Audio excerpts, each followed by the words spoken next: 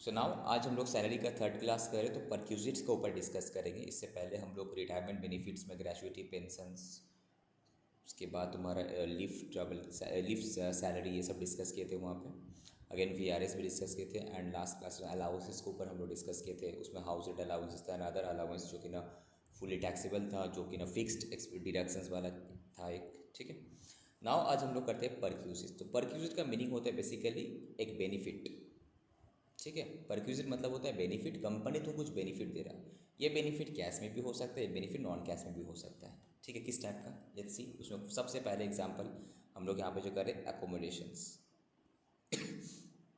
ये जो परक्यूजिट्स है, it is always taxable in the hands of employees. तुमको अगर सैलरी में मिल रहा है as a part of perquisite, कुछ भी अमाउंट अगर मिल रहा है, पैसा मिल रहा है, तो तुम्हारा टैक्सेबल होगा। तो सर दैट मीन्स अगर परक्यूजिट कैश है तो अच्छा बात है, अगर नॉन हो तो आराम से पता चल जाए कितना मिला। अगर नॉन कैश है तो उसका तो वैल्यूएशन करना ज़रूरी है, तब जाके ना तुम्हारे इनकम में ऐड होगा। ठीक है, तो यहाँ पे कैश एंड नॉन कैश दोनों देखेंगे हम लोग। तो सबसे पहले आ जाते हैं हम लोग नॉन कैश में, जो था रेंट फ्री एकोमोडेशंस या फिर एकोमोडेशंस एट कंसेशनल रेंट। तो क्या होता है, बहुत सारा कंपनी क्या होता है एम्प्लॉयज़ को रहने के लिए अकोमोडेशन प्रोवाइड करता है। कंपनी गेस्ट हाउस जिसको हम लोग बोलते हैं, क्वार्टर फैसिलिटी बोलते हैं। तो फ्री ऑफ कॉस्ट में रहता है, कंपनी तुमसे एक पैसे भी चार्ज नहीं करता। तो रेंट फ्री एकोमोडेशन से तो अल्टीमेटली कंपनी तो तुमको एक बेनिफिट दे रहा है। अगर तुमको नहीं देता, तुम अगर सेम घर कहीं और से रेंट पे लेता तो पैसे लगता। Just because you are living in company accommodation, तो तुमको कुछ पेमेंट करने का ज़रूरत नहीं पड़ा। तो इससे बेनिफिट फॉर यू, तो कंपनी तुमको काइंड ऑफ बेनिफिट तो दे रहा। तो ये तो तुम्हारा सीटीसी का पार्ट होना चाहिए, टैक्सेबल इसमें आना चाहिए, इनकम में आना चाहिए, राइट। समटाइम्स बहुत सारा कंपनी रेंट फ्री नहीं देता, मतलब तुमसे कुछ कंसेशनल रेंट पे अकोमोडेशन प्रोवाइड करता है। सपोज मार्केट में अगर रेट है, सपोज एक 1 BHK का 10,000 है, तो कंपनी तुमको बस सपोज 1,000 रुपये में दे रहा है। इस टाइप का बहुत ही कंसेशनल रेंट पे भी देता है। तो उसका हम लोग यहाँ पे ट्रीटमेंट देखेंगे, किस तरह से वैल्यूएशंस करना है बेसिकली। तो इनकेस ऑफ गवर्नमेंट एम्प्लॉयज़, ठीक है, अगर कोई गवर्नमेंट एम्प्लॉयज़ को हम लोग रेंट फ्री एकोमोडेशन देते हैं, तो उसका वैल्यूशन क्या होगा, लाइसेंस फीस। मतलब सेम प्रॉपर्टी अगर गवर्नमेंट किसी को लाइसेंस देता तो क्या रेट होता, तो that will be the tax, उसका इनकम में वैल्यूशंस में आएगा। बाकी the other other than government employee, starting from public sector, PSUs, जितने प्राइवेट कंपनीज है, पब्लिक कंपनी, इन सब केसेस में दो सिनेरियो हो सकता है। कंपनी जो तुमको गेस्ट रहने के लिए जगह दे, रहने के लिए जो एकोमोडेशन प्रोवाइड करता है, वो दो टाइप का हो सकता है। एक, it is owned by the employer, मतलब कंपनी का खुद का गेस्ट हाउस है, ओनर कंपनी खुद है, कंपनी खुद क्वार्टर कंपनी का नाम में है, कंपनी का खुद का ओनर है वो। दूसरा, कंपनी खुद रेंट में लेके उसका एम्प्लॉयज़ को रहने के लिए दे रहा है। तो बहुत सारा प्राइवेट कंपनीज़ में, अच्छा मेरा लैग कर रहा है क्या, नहीं, ठीक है। बहुत सारे प्राइवेट कंपनीज़ में कंपनी क्या करता है, ओनर तो नहीं रहता है जो इसका घर का, बट वहाँ पे रेंट पे लेकर उसका एम्प्लॉयज़ को रहने के लिए देता है। तो दो टाइप का सिनेरियो आ सकता है। एक सिनेरियो क्या आ सकता है, जहाँ पे accommodation is owned by the employer, जहाँ पे एम्प्लॉयर खुद उस एकोमोडेशंस का ओनर है, लाइक कंपनी का जो क्वार्टर गेस्ट हाउस रहता है। दूसरा, कंपनी क्या क्या किसी और से रेंट में लेकर एम्प्लॉय को रहने के लिए दे रहा है, if accommodation taken on rent. तो दो सिनेरियो तुम्हारा पास आ सकता है। तो सर अगर एम्प्लॉयर खुद ओनर है एंड एम्प्लॉय को रहने के लिए दे रहा है, तो एम्प्लॉय का जो सैलरी इनकम में कैसे ऐड होगा, तो उसके लिए बोलता है सिंपली एक काम करो, 3 स्लैब है यहाँ पे, 7.5% ऑफ सैलरी होगा, या फिर 10% ऑफ सैलरी, या फिर 15% ऑफ सैलरी। कैसे, depending on the populations. Population मतलब जिस जगह पे तुम रह रहे हो, the place you are living, उस प्लेस का पॉपुलेशंस क्या है। अगर उसका पॉपुलेशन लेस देन 10 लाख है, तो तुम्हारा जो भी सैलरी आ रहा होगा, सैलरी का मीनिंग अब हम लोग पढ़ेंगे यहाँ पर, व्हाट डज सैलरी मीन्स, क्या क्या कंपोनेंट ऐड होगा। तो जो भी तुम्हारा सैलरी आ रहा है उसका 7.5%, उसका 7.5%, ओके। अगर पॉपुलेशन 10 लाख या फिर 25 लाख का बीच में है, 10 लाख से ज़्यादा या 10 लाख एंड 25 का बिटवीन में है, तो 10% ऑफ दी सैलरी, ओके। अगर पॉपुलेशंस 25 लाख से ज़्यादा है तो 15% ऑफ सैलरी, ओके। तो डिपेंडिंग ऑन दी पॉपुलेशंस, अगर एकोमोडेशन कौन प्रोवाइड कर रहा है, एम्प्लॉयर खुद, एम्प्लॉयर का खुद का कंपनी गेस्ट हाउस है, वहाँ पे एम्प्लॉय को रहने के लिए एम्प्लॉयर दे रहा है, इन दैट केस परक्यूजिट का एक वैल्यू तो उसका सैलरी में ऐड हो गई। तो कैसे, तो 7.5% होगा अगर 10 लाख से कम पॉपुलेशन से, 10% होगा अगर 10 लाख से 25 लाख का बीच का है, 25 लाख से ज़्यादा है तो 15%। तो कैसे याद रखना है, 7.5, 10 एंड 15, 7.5, 10 एंड 15, 7.5, 10 एंड 15। लिमिट क्या है, 10 लाख, 10 से 25 और 25 लाख से ज़्यादा। ओके, अब सैलरी का डेफिनेशंस क्या है वो लास्ट में करते हैं हम लोग, पहले ये भी देख लेते हैं। दूसरा सिनेरियो क्या है, if accommodation is taken on rent, मतलब कंपनी तुमको रेंट पे लिया घर, कंपनी घर को रेंट पे लिया, अब वहाँ पे एम्प्लॉय को रहने के लिए दे रहा है। जैसे कि यहाँ पे तुम लोग देखना दुर्गापुर में बहुत सारा, जैसे कि DPL का गेस्ट हाउस वगैरह बहुत सारा प्राइवेट कंपनी रेंट पे लेकर रखा है, तो वहाँ पे अपने एम्प्लॉय को रहने के लिए देता है। ठीक है, तो उस केस में क्या, company accommodation taken on rent रहने दे रहे हैं। तो नाउ इस केस में एम्प्लॉय का सैलरी में जो परक्यूजिट आएगा कितना आएगा, 15% ऑफ द सैलरी, जो भी उसका सैलरी है एम्प्लॉय का उसका 15%, उसका 15%। ओके, और rent paid by the employer which ever is lower, तो एम्प्लॉयर इसी घर का रेंट भी दे रहा होगा प्लस सैलरी भी पेमेंट कर रहा होगा। ठीक है, तो सपोज एक ही रूम में बहुत जन एम्प्लॉय रहते हैं तो प्रोपोर्शनेट करेगा, तो rent paid by the employer या फिर उसका सैलरी का 15% which ever is lower that will be the perquisite value. Okay, तो दो सिनेरियो क्या था, फर्स्ट बताओ, एक एकोमोडेशन का ओनर खुद कंपनी है, तो वहाँ पे परक्यूजिट वैल्यू में क्या आएगा, जो भी सैलरी होगा उसका 7.5% या फिर 10% या फिर 15%, डिपेंड करता है पॉपुलेशन क्या है। Population is less than 10 lakh तो 7.5%, 10 लाख से 25 लाख का बीच का है तो 10%, 25 लाख से ज़्यादा है तो 15%। ओके, दूसरा, अगर रेंट पे लेते हैं तो कितना आएगा, सैलरी का 15%, सैलरी का 15% या फिर rent paid by the employer which ever is lower, which ever is lower. দেবো যদি বুঝতে পারছো सैलरी का मीनिंग क्या था यहाँ पे, salary means what, basic salary तो आएगा, एक एम्प्लॉय का बेसिक सैलरी रहता है राइट, तो बेसिक सैलरी ऐड होगा प्लस DA जो रिटायरमेंट बेनिफिट का पार्ट है वो भी आएगा, तो बेसिक आएगा, DA आएगा प्लस और क्या आएगा, जितना भी अलाउंसेस था, याद रहे टैक्सेबल वर्ड यूज़ किया राइट, टैक्सेबल अलाउंसेस। मतलब हम जब सैलरी कैलकुलेट करते हैं, लास्ट क्लास में लोग देखे कि बहुत सारा अलाउंसेस में एग्जेम्पशन था, लाइक चिल्ड्रन एजुकेशन अलाउंस 100 रुपये करके पर child, maximum for 2 children allow हो रहा था एग्जेम्पशन, लाइक वहाँ पे तुम्हारा हॉस्टल में 300 रुपये करके, ट्रांसपोर्ट में भी थोड़ा वो था, even convince allowance, uniform allowances में भी तुम्हारा एग्जाम्स था अप टू जितना हम खर्चा कर पाते, तो वो सब माइनस होने के बाद जो टैक्सेबल अलाउंसेस आए, जो लास्ट कलम में, आउटर कलम में हम लोग ऐड करते थे, याद है, वो वाला अमाउंट लिखना है। ओके, नेक्स्ट क्या है, बोनस मिला तो बोनस प्लस को भी टाइप अगर कमीशन है तो को भी टाइप का कमीशन। देखो वहाँ पे जो किया था ग्रेजुटी वगैरह में, लीव सैलरी में कमीशन, फिक्स परसेंटेज ऑफ वहाँ पे टर्नओवर था, यहाँ पे ओनली कमीशन वर्ड यूज़ किया। ठीक है, दूसरा, any monetary payment, any monetary payment, like तुमको अगर बोनस मिल रहा है, लीव सैलरी भी अगर मिल रहा है तो वो भी तुम्हारे इसमें ऐड होगा, and commission paid by the employer, but does not include कौन सा, एम्प्लॉयर का contribution to the provident fund. Employer तुम्हारा प्रोविडेंट फंड में जो कंट्रीब्यूट करता है दैट इज ऑल्सो पर क्या एक बेनिफिट परक्यूजिट है तुम्हारे लिए, वो ऐड नहीं करना है, एंड कोई भी टाइप का परक्यूजिट का वैल्यू ऐड नहीं करना है। ठीक है, तो बेसिकली सभी ऐड होगा, कौन सा चीज़ ऐड, दो चीज़ ऐड नहीं होगा, मतलब जितना भी परक्यूजिट नेचर का रहता है वो ऐड नहीं होगा बेनिफिट। तीसरा, एम्प्लॉयर जो PF में तुम्हारा कंट्रीब्यूट करता है, याद है एक कहानी बताते हैं, तुम्हारा जितना PF करता है सैलरी से, सपोज तुम्हारा सैलरी से PF करता है 10,000, इक्वल अमाउंट तुम्हारा एम्प्लॉयर भी अपना पॉकेट से देता है, दैट मीन्स तुम्हारा जो PF अकाउंट है कितना जमा होता है, बोलो कितना जमा होता है PF account total,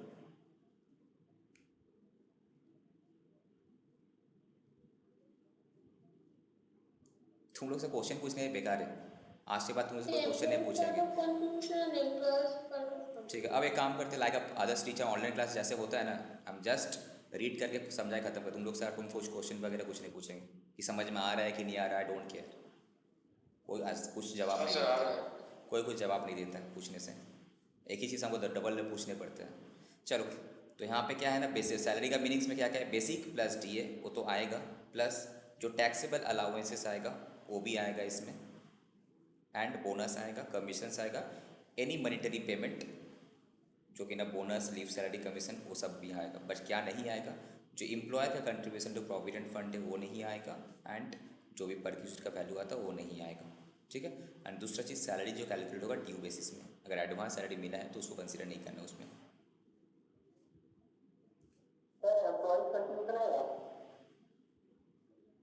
employees contribution तो सैलरी का पार्ट ही है भाई।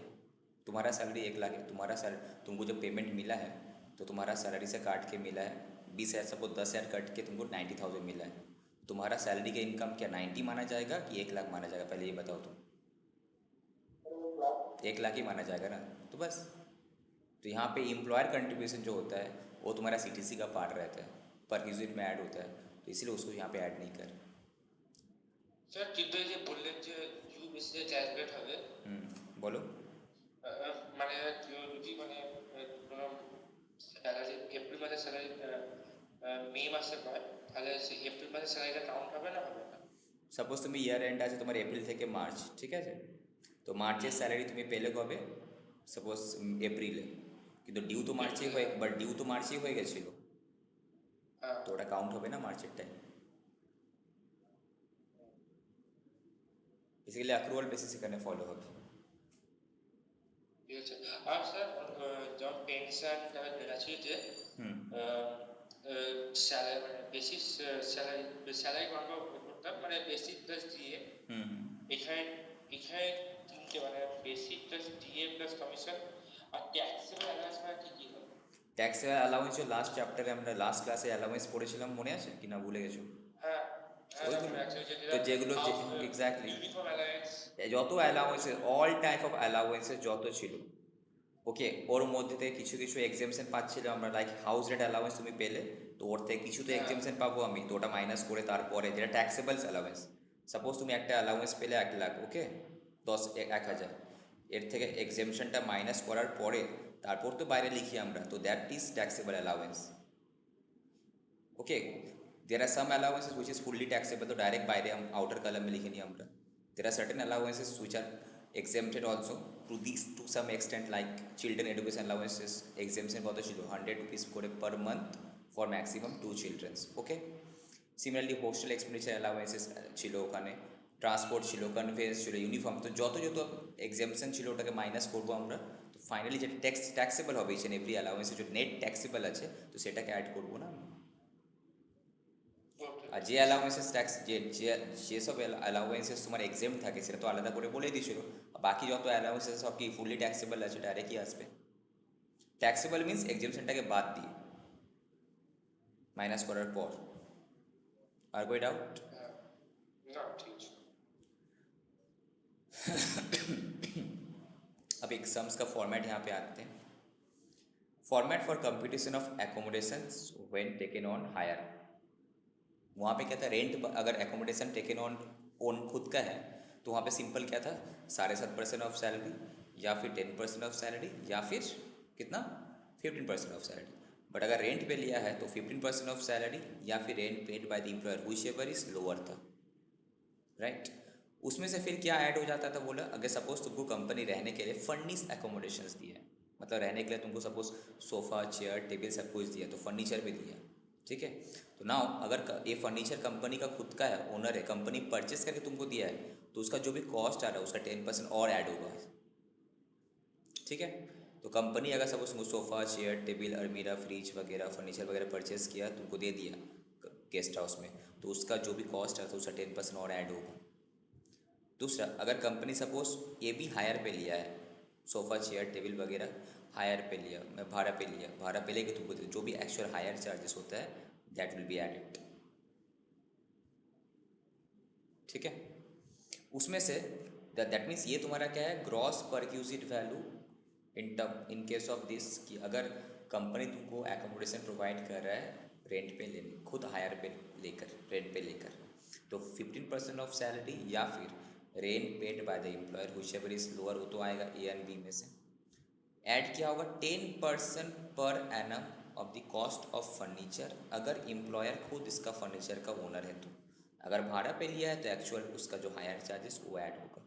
तो ये this is your gross perquisite value.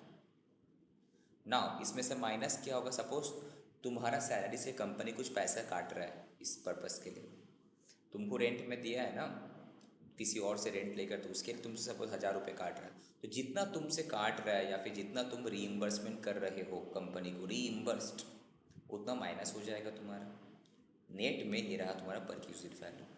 Suppose fifth salary था तुम्हारा 1 लाख, ठीक है, तो 1 लाख का 15% कितना आएगा? 15,000 इंटू 12 मंथ कितना हुआ?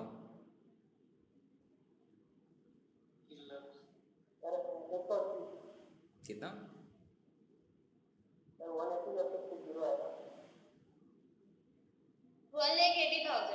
1,80,000 तुम्हारा आया 15% ऑफ द सैलरी 1 साल का करें। अब rent paid by the employer suppose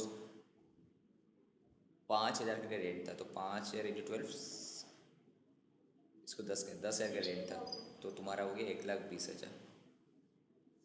तो कौन सा काउंट करेगा यहाँ पे लोअर में? 1,20,000 आ जाएगा। ठीक है ना। अब सपोज कंपनी, अगर 2 सिनेरियो है, कंपनी तुमको फर्निश एकोमोडेशंस दिया, तो 1 लाख का सपोज फर्नीचर ही है 2 लाख का, तो 2 लाख का अगर फर्नीचर का उसका 10% ऐड होगा, दैट इज़ कितना? 20,000। अब सपोज कुछ फर्नीचर तुमको रेंट पे भी ला के दिया है, तो जो भी रेंट पे है सपोज ऐसा है 10,000 का फर्नीचर साल भर का, तो वो भी तुम्हारा ऐड हो गया। तो अल्टीमेटली तुम्हारे लिए ग्रॉस पर एक्विजिट वैल्यू कितना हो गया? 1,50,000। ये 30 और वहाँ 1,00,000, तो 1,50,000। अब ये पूरा साल भर का, ओके। अब कंपनी तुम्हारा सैलरी से हर महीना 5,000 के लिए काटा है, कितना? 60,000। तो नेट में तब कितना हुआ तुम्हारा टैक्सेबल? 90,000। ये अल्टीमेटली तुम्हारा जो तुम रीइम्बर्स कर दिया है, तो वो तुम्हारा टैक्सेबल इनकम में तो नहीं आना चाहिए। जो बात बाकी है, परक्यूज का मीनिंग क्या है? बेनिफिट। कंपनी तुमको बेनिफिट दे रहा है, तो नेट परक्यूजिट वैल्यू 90,000 का जो है कंपनी अपना पॉकेट से खर्चा करके तुमको रहने के लिए दे रहा है, तो वो तुम्हारा परक्यूजिट का वैल्यू में ऐड होगा। ठीक है। ये कौन सा सिनेरियो में ऐसा कैलकुलेशन करना है बोलो तो? जब भी एकोमोडेशन कंपनी रेंट में लेकर तुमको दिया है तो। ठीक है। तो देखो बहुत जगह सैलरी का मीनिंग आया था, तो हम लोग कन्फ्यूज़ हो जा रहे थे, तो एक जगह पे यहाँ पे लिखा हुआ है, क्या है कि सर ग्रेजुएटी में सैलरी मतलब क्या था? बेसिक एंड डीए था, याद आ रहा होगा। ओके कहाँ? तो ये वाला फॉर्मेट समझ में आया सबको? Yes sir. ये वाला रेंट हायर चार्जेस वाला अगर रेंट पे लेके किया तो होगा। ठीक है ना। हम जो डिस्कस करते भाई सैलरी का, इस चैप्टर में सैलरी का मतलब अलग अलग जगह पे अलग है। तो एक जगह में समरी करके ग्रेजुएटी में याद है बेसिक प्लस डी आ रहा था, उसके बाद ग्रेजुएटी नॉट कवर्ड वाला, वीआरएस वाला, लीव सैलरी वाला, इवन एचआरए वाला, जो हाउस रेंट अलाउंस था एचआरए, प्रोविडेंट फंड वाला, ये सब में क्या है? सिंपल है, basic plus DA plus commission based on fix percentage of turnover. Simple हो गया। अब बस रेंट फ्री में अलग है, क्या? बेसिक आएगा, डी आएगा, बोनस आएगा, कमीशन आएगा, प्लस ऑल टैक्सेबल अलाउंसेस। यहाँ आया नहीं है, ये कौन सा टैक्सेबल? प्लस लीव सैलरी, बस और कुछ नहीं आएगा यहाँ पे। पीएफ भी नहीं आएगा, अदर ग्रेजुएट जो तुम्हारा ग्रेजुएट्स है वो भी नहीं आएगा। पीएफ मतलब कौन सा? एम्प्लॉयर वाला पोर्शंस। ठीक है। तो एक बार के लिए तुम क्लियर हो जाए कि बार बार कन्फ्यूजन जो हो रहा था, तो इससे तुमको समझ में आ गया कि ये 3 चीज़ अगर याद रहे तो तुम्हारा दिक्कत नहीं होना चाहिए। तो नॉर्मली अगर तुमसे बोले कि रेंट फ्री एकोमोडेशन में सैलरी का मतलब क्या है? Basic DA, bonus, commissions, allowances सभी आएगा भाई, बस परक्यूजिट को छोड़कर। एंड एम्प्लॉयर वाला पीएफ तो ऐसे भी हम लोग काउंट नहीं करते उसमें। ठीक है। Next gratuity covered under gratuity, उसमें क्या कौन सा वाला? Basic plus DA, not covered वाला VRS, leave salary, HRA, provident fund में बेसिक डीए, कमीशंस, बस ये 3 चीज़ें हैं। कमीशन भी कौन सा? Fix percentage of turnover, not direct fix amount होगा तो वो नहीं होगा, राइट। ठीक है। अब इसका कुछ सम्स करते हैं, उससे पहले फॉर्मेट ऑडिट हो जाए, होटल वाला बता देते हैं। तो 2 सिनेरियो कर चुके हैं हम लोग, अब बचा होटल एकोमोडेशंस। समटाइम्स तुम कंपनी का बिजनेस पर्पस के लिए क्या कर रहा है? कुछ बिजनेस मीटिंग में तुम गया है, तो बिजनेस मीटिंग में तुम गया है, ठीक है। तो वहाँ पे तुम जो होटल में जाता है वो तो तुम्हारा बिजनेस एक्सपेंडिचर है, वो वाला होटल एकोमोडेशन नहीं। तो यहाँ पे जो होटल एकोमोडेशन मतलब क्या है? सपोज तुम ट्रांसफ़र होकर आया, तुम बताओ तुम्हारा तुम if you as an employee तुम कंपनी का बिजनेस पर्पज़ के लिए यहाँ वहाँ बिजनेस मीटिंग में गए हो, होटल पे तुम रहे, ठीक है। तो होटल का जो खर्चा होता है अल्टीमेटली कंपनी तुमको पेमेंट रीइंबर्स कर देता है। तो क्या ये तुम्हारा सैलरी का पार्ट होना चाहिए? Is it? Yes sir. अरे बोला यस सर। तुम तो कंपनी के लिए गया था भाई काम करने के लिए, कि अपना खुद के लिए गया था? तो तुम्हारा होटल है, होटल का जो खर्चा हुआ, होटल का charges, rent, hotel starting from hotel, travelling cost जो भी है, क्या तुम्हारा सैलरी में घुसना चाहिए? सपोज तुमको कंपनी का, तुम्हारा कंपनी का रूल्स है, तुम सपोज बिजनेस टूर करने का जाते हो, बिजनेस टूर मतलब काम से रिलेटेड, तो तुम्हारा जो ट्रैवलिंग है, ठीक है, उसके बाद तुम्हारा होटल है, फूडिंग है, वो सब तुमको खुद खुद करने पड़ता है, बाद में तुमको रीइम्बर्समेंट मिल जाता है, रीइम्बर्समेंट। अब तुम खर्चा किया तो कंपनी तुमको रीइम्बर्समेंट किया, तो क्या this should form part of your income? तुम्हारा खर्चा किया एक 10,000, तुम्हारा माइनस हुआ, फिर तुम्हारे पास 10,000 आ गया, तो अल्टीमेटली तुम्हारे लिए तो नील है भाई। हम खर्चा किए थे कंपनी का बिजनेस पर्पज़ के लिए, इसीलिए कंपनी हमको पैसा रिम्बर्समेंट कर रहा, तो मेरा खुद का पैसा पॉकेट से गया था, अब कंपनी से हम रिकवर कर रहे, तो is it my income? No. Company के लिए उल्टा, कंपनी के लिए ये सब एक्सपेंडिचर है for company, not income for me. ठीक है, तो सर यहाँ पे कौन सा वाले बात करने का कोशिश करें, इसका मतलब कौन सा बोलो तो? ट्रांसफ़र। अब सपोज़ बहुत सारे ये वाला सिचुएशन देखो, बहुत समय क्या होता है, एम्प्लॉय का ट्रांसफ़र हो जाता है यहाँ से वहाँ, यहाँ से वहाँ। अब ट्रांसफ़र हुआ तो अब तुमको सपोज़ बहुत सारा, मेरा जैसे सपोज़ मेरा प्लांट में यहाँ वहाँ से ट्रांसफ़र होके आ गया, तो आते समय उसको क्वार्टर नहीं मिला, कंपनी गेस्ट हाउस नहीं मिला, अब क्या करेगा, वो कहाँ रहेगा? तो टेम्पोररी 1 महीना 2 महीने के लिए होटल रेंट पे लिया, होटल में रूम लिया, ठीक है। तो अब वो जो भी रह रहा था वो खर्चा किया, अब कंपनी बाद में उसको रिम्बर्समेंट कर रहा है। अब ये मेरा एज़ पर कंपनी का टर्म्स, एकोमोडेशन तो कंपनी को प्रोवाइड करना चाहिए था, तो हम लोग कंपनी का पॉलिसी है कि इस टाइप का ट्रांसफ़र वाला केसेस में अगर कोई इस टाइप का कोई होटल में रहता है तो उसका जो भी खर्चा बनता है हम लोग उसको रिम्बर्समेंट कर देंगे। तो ये तो अल्टीमेटली मेरा सैलरी का पार्ट होना चाहिए, बिकॉज अगर हम नहीं रहते तो तुम्हारा ये तो आना चाहिए वहाँ पे। तो यहाँ पे मेरा पर कंपनी तुमको बेनिफिट दे रहा है, तुम बिजनेस पर्पज़ के लिए नहीं है, तुम अपना रहने के लिए तुम यहाँ पे कर रहे हैं। जैसा कि तुम्हारा कंपनी तुमको जब रहने के लिए घर दिया था, ओन एकोमोडेशन, वो भी तुम्हारा परक्विजिट था, रेंट पे लेकर दिया था तो वो भी तुम्हारा परक्विजिट था, तो ये भी तो तुम रह रहा हो वहाँ पे, कंपनी उल्टा उसका पेमेंट कर रहा है, this is also perquisite for you. तो उस केस में क्या होगा, कितना किस तरह से ट्रीटमेंट होगा? तो बोला if two accommodation is provided, क्या बोले एग्जाम्पल रीड करो पहले। एक ऑफिशियल टूर के लिए जहाँ पे था नील है, जो हम समझाएं फर्स्ट केस में, तुम ऑफिशियल टूर के लिए गया है तो जितना खर्चा किया, होटल में रहा, जहाँ खाना पीना के जो भी किया, ट्रैवलिंग किया, जो भी किया, वो तो ऑफिशियल पर्पज़ के लिए किया, तो ऑफिस का खर्चा ऑफिस तो पेमेंट करेंगे, तो कौन करेगा? हम पेमेंट किए तो फिर बाद में वो ऑफिस से क्लेम करें, तो ये तो इसका पार्ट भी नहीं है।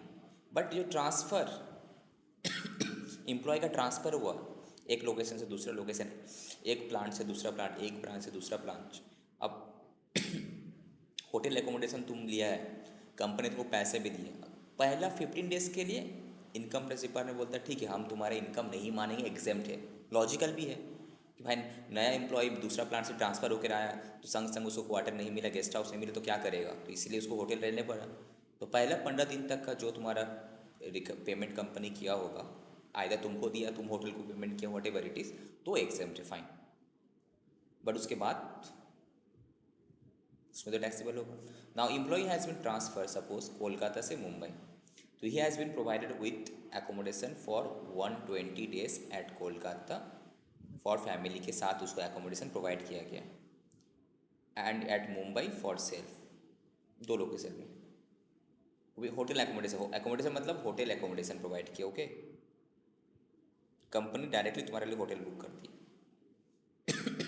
In this case sir that means जब तक रहने का जगह नहीं हो जाता तो होटल में प्रोवाइड कर रहा है ना? हाँ,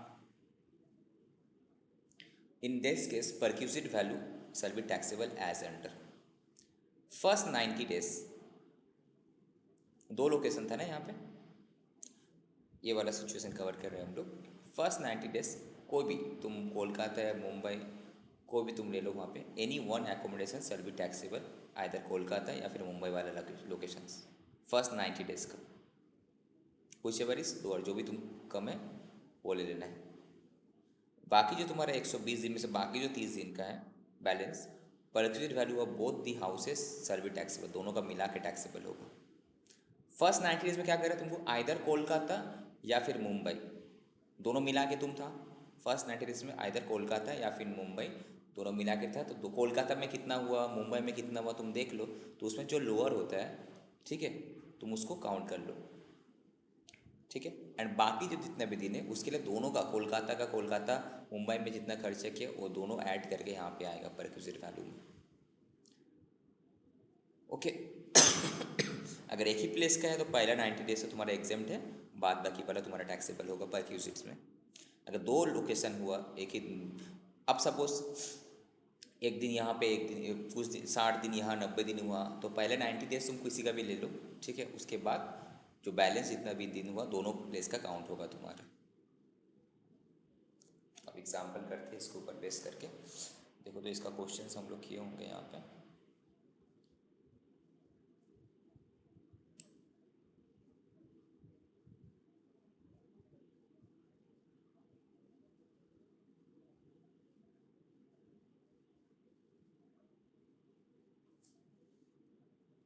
रेंट फ्री एकोमोडेशंस के क्वेश्चन है यहाँ पे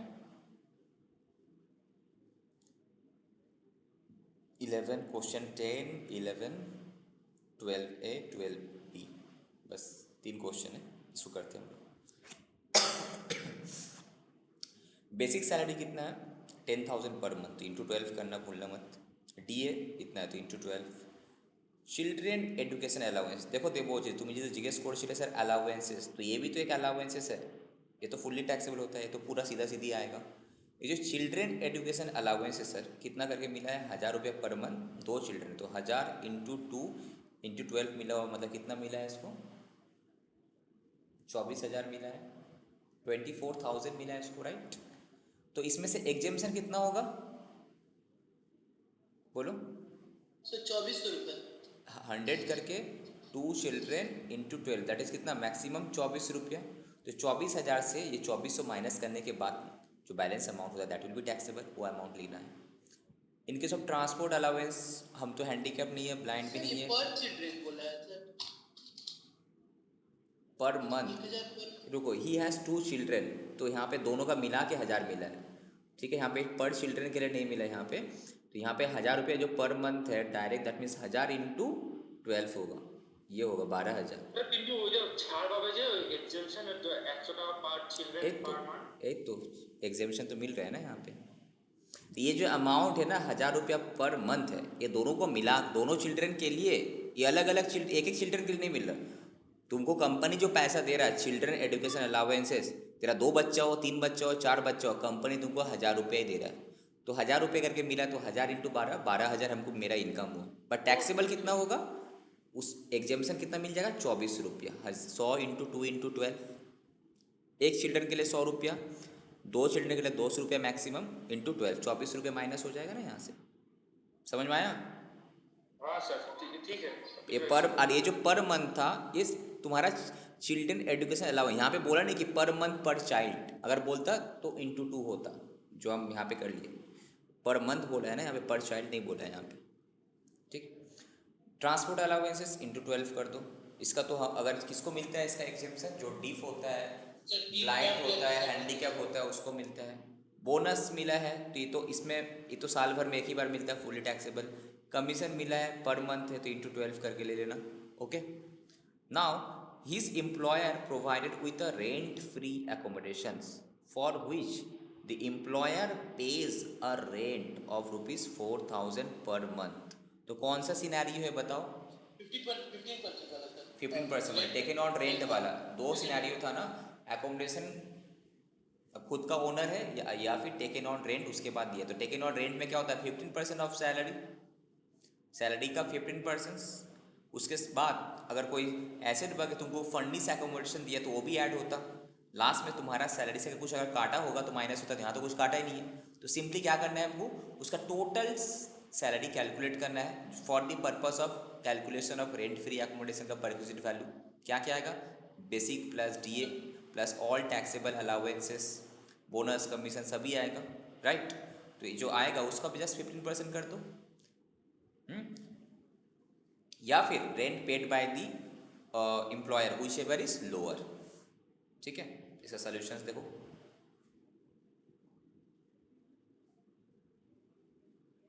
कितना क्वेश्चन नंबर था ये 10 ना 11 10 था ना। देखो क्वेश्चन तुम लोग को याद हो गया होगा, आई होप सो। अब यहाँ पे तो बेसिक सैलरी 1,20,000 था, कितना 10,000 करके था क्या वहाँ पे देखो, चेक इट। DNS अलाउंसेस 60,000 आया। अब जो फोकस ईयर है, जो चिल्ड्रन एजुकेशन अलाउंसेस, तो मिला कितना 12,000 पर मंथ था, नॉट पर चाइल्ड। बट एग्जाम्सन तो पर चाइल्ड का बेसिस में है, तो पर चाइल्ड के लिए 100, मैक्सिमम 2 चिल्ड्रन के लिए मिलेगा। मेरा 2 ही चिल्ड्रन है तो 3 रहता तब भी 2 ही मिलता, 3 × 12 तो 24, तो 9,600 is taxable. This is called taxable allowance. समझ में आया? तो पैसा मिला इतना, पैसा 12,000 ही मिला, बट टैक्सेबल कितना हुआ 9,600। Transport allowances fully taxable, because हम हैंडीकट वगैरह लोग के लिए मिलता है। बोनस आ जाएगा, कमीशंस आ जाएगा, ठीक है। तो इस तरह से अगर सबको हम ऐड करते हैं यहाँ से लेकर यहाँ तक, राइट, तो कितना आया 2,47,600। तो इसका कितना परसेंट होना चाहिए 15%। या फिर rent paid by the employee, rent कितना पेमेंट किए 4,000 करके पेमेंट किए हम, इंटू 12 48,000, तो which ever is what lower, तो ये डायरेक्ट तुम्हारा घुस जाएगा 37,140। तो नाउ ग्रॉस सैलरी तुम्हारा कितना हुआ इसको लेकर 2,87,740। तो टैक्सेबल सैलरी कितना होगा सर, स्टैंडर्ड डिडक्शन सेक्शन 16 वाला 50,000 मिलेगा, तो 2,37,740 टैक्सेबल सैलरी, मानी इसके ऊपर टैक्स लगेगा। फिर हम क्या करेंगे 5 हेड्स ऑफ इनकम लेके टोटल इनकम कैलकुलेट करेंगे, फिर तुम्हारा जो वहाँ पे तुम्हारा जो स्लैब रेट में जाएंगे, फिर उस हिसाब से कैलकुलेट होगा, राइट। फिलहाल क्वेश्चन में था टैक्सेबल सैलरी कैलकुलेट करने के लिए, तो उसके लिए हमको ये कैलकुलेट करना ज़रूरी था सर परक्यूजिट का वैल्यू क्या होगा, तो हम लोग कैलकुलेट किए। तो पहले लिख लेना, लिखने के बाद तुम कैलकुलेटर पे ऐड कर लेना कि salary for the purpose of RFA कितना 2,40,000, कैलकुलेटर पे डायरेक्ट ऐड करना, ओके। उसके बाद क्या होगा, बस तुम इसका 15% लगाओ या फिर rent paid by the employer whichever is lower. समझ में आया सबको, ठीक है। अच्छा यहाँ पे क्या होता है, अगर कंपनी तुमको कुछ क्या बोलता है फर्निश एकोमोडेशन देता है, तो क्या होता और ऐड हो जाता है तुम्हारा इसके साथ, इसी का साथ जो अगर ऑन 10% होता ऑन कॉस्ट, कौन सा अगर खुद का होता, अगर रेंट पे लेके दिए तो हायर चार्जेस का ऐड होता, प्लस तुम अगर तुम्हारा सैलरी से कुछ काटा होगा तो और माइनस हो जाता, राइट। ठीक है, वो फॉर्मेट तुमको तो समझा दिए वहाँ पे ना। Question number 11,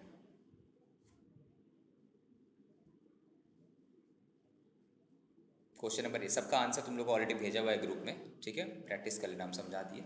now question number 11, basic salary कितना 12,000 पर मंथ है, तो क्या होगा इंटू 12, साइड कर लेना। DA कितना है 1,000 पर मंथ है, तो तुम्हारा जो सैलरी है इंटू 12 होगा, but for the purpose of जो हम क्या बोलते हैं उसको, जो RFA कैलकुलेट सैलरी का मीनिंग में वहाँ 40% ही हमको लेना है। 1,000 का 40% दे कितना 400 इंटू 12 लेना है, बट तुम्हारा सैलरी इनकम 1,000 इंटू 12 है, but for the purpose of calculation of RFA मेरा ये कितना होगा, DA कितना होगा 400 रुपये लेना है हमको वहाँ पे। Lunch allowances 200 per month into 12 for the medical allowance तो फुल्ली टैक्सेबल है यार ये सब। चिल्ड्रन एजुकेशन अलाउंसेस 230 रुपये के पर मंथ पर चाइल्ड फॉर 3 चिल्ड्रन, तो तुमको मिला कितना 230 करके मिला पर मंथ, तो 3 चिल्ड्रन के लिए मिला इतना इंटू 12 इतना, तो मिलेगा तो पूरा ही, बट एग्जाम्शन कितना होगा 100 इंटू 2 इंटू 12 2400 रुपया, नॉट 1200 24 रुपया ना, 2 children maximum for 2 children, but तुम्हारा इनकम में तो आएगा पूरा ही 2,30,000 इंटू 230 इंटू 3 इंटू 12, उसमें से एग्जाम्शन कितना होगा for maximum for 2 children exemption मिलेगा, राइट। नेक्स्ट, अब बोला क्या, he is provided the rent free accommodation in Kolkata, okay Kolkata बोला है तो पॉपुलेशन याद रहे। कॉस्ट ऑफ फर्नीचर इज कितना 1,00,000 है, एंड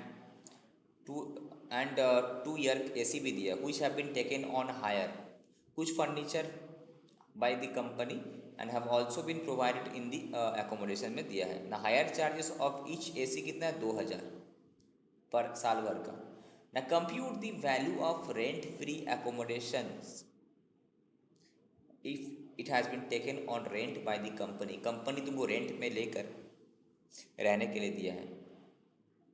कब कंपनी कितना पेमेंट करता है 5,000 करके पर मंथ, मतलब 60,000 पेमेंट किया है, और उसके बाद बोल रहा है कि फिर again you calculate the income from salaries कितना होगा। तो करना क्या है, सिंपली जैसा आता है वो आएगा। और याद रहे ये वाला पोर्शन सैलरी का इनकम में तो पूरा 1000 करके आएगा, बट जब हम RFA निकालने के लिए 15% ऑफ सैलरी का जो सैलरी काउंट करते हैं वहाँ पे DA 40% आएगा। ठीक है, बाकी यहाँ पे लोकेशन से हमको कुछ फ़र्क नहीं पड़ता, कोलकाता हो, मुंबई हो, दिल्ली हो। अगर ओन वाला होता, ओन एकोमोडेशन होता तो फ़र्क पड़ता पॉपुलेशन। अगर यहाँ पे तो स्ट्रेट 15% ऑफ द सैलरी बोल दिया है। ठीक है, क्वेश्चन समझ में आ गया। अब डायरेक्टली हम लोग सोल्यूशन देख लेते हैं। तो क्या आएगा, बेसिक सैलरी तुम्हारा 12,000 करके था, तो 12,000 इंटू 2 दैट इज़ 1,44,000।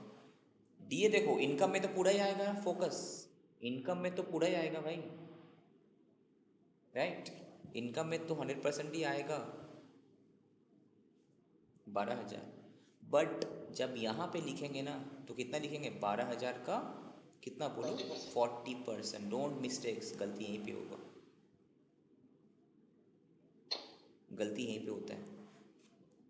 आइदर तुम क्या करेगा, 48,000 यहाँ पे लिख लेगा तो भी गलत हो जाएगा, तो तुम्हारा टोटल इनकम ही गलत हो जाएगा। 40% कहना बोला था।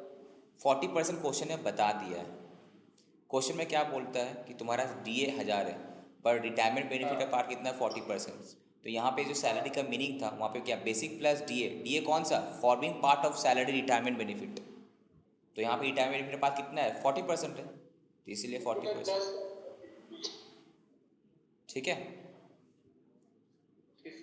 वहाँ पे देखो सैलरी का डेफिनेशन क्या है, basic plus DA forming part of salary लिखा हुआ है, इसीलिए। लंच तो lunch allowances fully taxable, medical allowances fully taxable, children education allowances 230 into 3 into 12 मिलेगा तो पूरा ही, बट एग्जाम्शन कितना मिलेगा, मैक्सिमम 24 रुपया पर child, 100 maximum for 2 children, right. ठीक है, तो ये आ गया। अब नाउ अल्टीमेटली हमको कैलकुलेट तो ये करना था, इसके लिए वर्किंग नोट में जाना है। क्या करेंगे, सिंपली सबको टोटल करेंगे, बट याद रहे टोटल जब करेंगे तो गलती से 12,000 मत लिख लेना, तो गलत हो जाएगा, 48,000 आएगा, बिकॉज 40% ऑफ सैलरी बोला है ना। ये आएगा, इसका 15% लिया, या फिर rent paid by the employer, which ever is क्या लोअर। अब इसके साथ ऐड होगा ना, क्या ऐड होगा बोलो सर, जो कॉस्ट ऑफ द फर्नीचर था उसका 10%, 1,00,000 का फर्नीचर था उसका 10%, प्लस AC तुमसे भाड़ा में लेके दिया है। ठीक है, केटो AC था क्वेश्चन में देखो, दो ऐसे थे। एक एक AC का इसका 2,000 था, टोटल 4,000 ही पेमेंट किया था AC का। ठीक है, तो ये भी तुम्हारा ऐड हो जाएगा, दिस प्लस दिस। अब इसमें से माइनस करते रीइम्बर्समेंट अगर होता, तो यहाँ पे रीइम्बर्समेंट तो हुआ नहीं है, तुम्हारा सैलरी से कुछ काटा नहीं है, ना ही तुम एम्प्लॉयर को कुछ पेमेंट किए हो, तो माइनस नहीं होगा। ठीक है,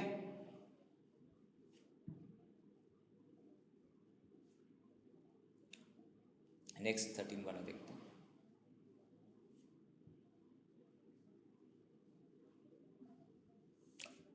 क्वेश्चन नंबर 12 है।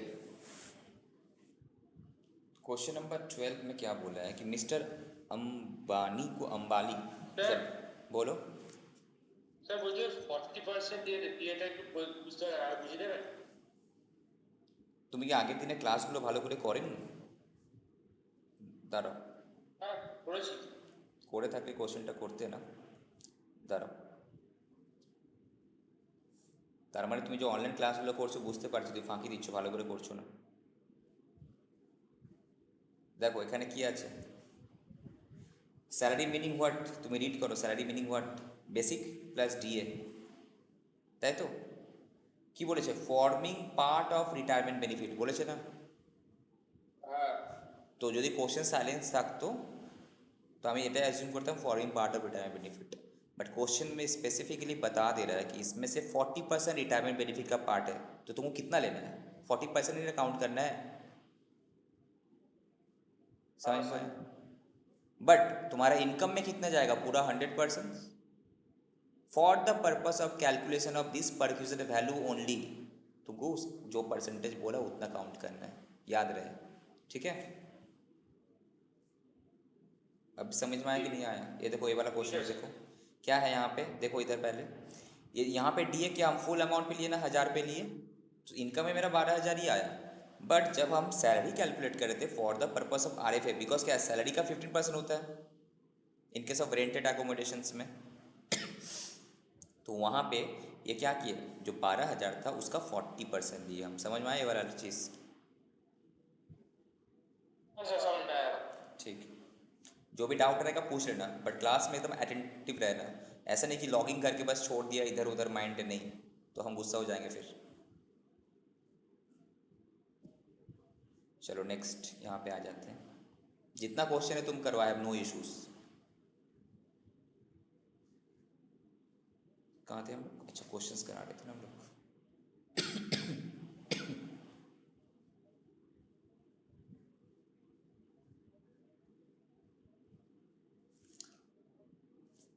Mister Ambani is a managing director of जो भी कंपनी है, उसको मंथली सैलरी मिलता है कितना है, 15 लाख रुपया। Now during the year he was provided accommodation in Maharaja hotel in Kolkata, because MD है भाई कंपनी का, उसको गेस्ट हाउस में रहने देगा तुम। वेर कितना पर डे का था charges, 10,000 per day. Now compute the perquisite value in each of the following cases, अलग अलग 3 सिनेरियोज है। क्या? He has been provided accommodation in the hotel throughout the year, पूरा साल भर होटल में रहने का फैसिलिटी दिया गया है। दूसरा, he has been provided accommodation on an official tour to Kolkata for 20 days, तब क्या होगा? He has been provided accommodation on transfer from Mumbai to Kolkata for 20 days, Mumbai से कोलकाता ट्रांसफ़र हुआ तो वहाँ पे उस केस में क्या होगा?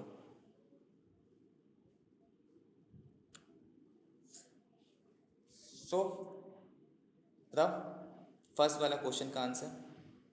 सर 24% ऑफ सैलरी और actual hotel charges which is lower, तो उसमें से कंपेयर करना पड़ेगा सर। इसका लॉजिक क्या दोगे तुम? बिकॉज पहले वाला जो था तुम्हारा कंसेप्ट में आ जाते हम लोग यहाँ पे।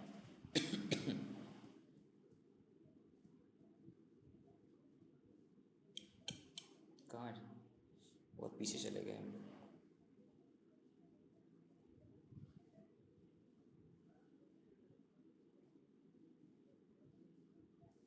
ये होटल एकोमोडेशंस ये था, और ये कौन सा था? ये ट्रांसफ़र वाला केस था।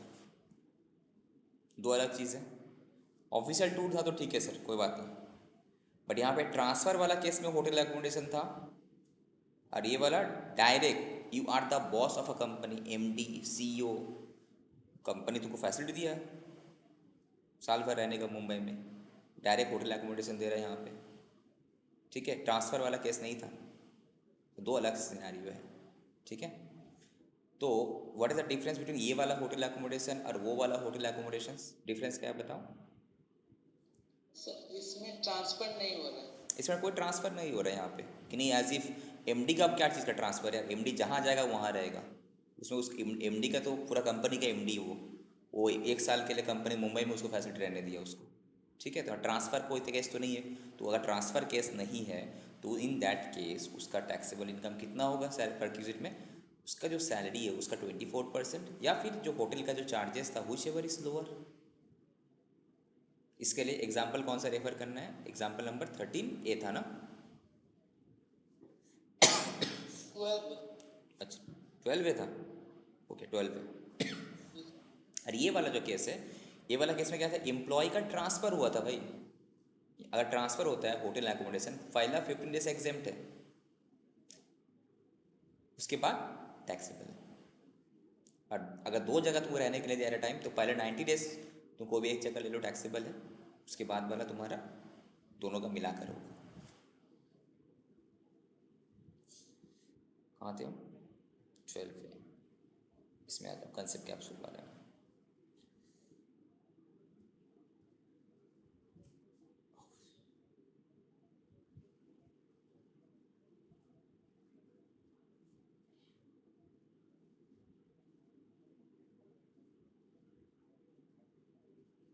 ये कंसेप्ट कैप्सूल था कि डायरेक्ट क्वेश्चन था? ये जो क्वेश्चन था ना, नॉट कंसेप्ट कैप्सूल,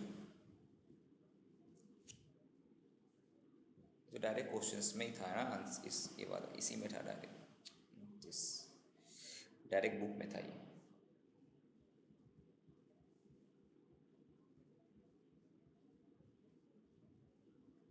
कहाँ गया ये? तो बताओ इंटू करके कितना होगा?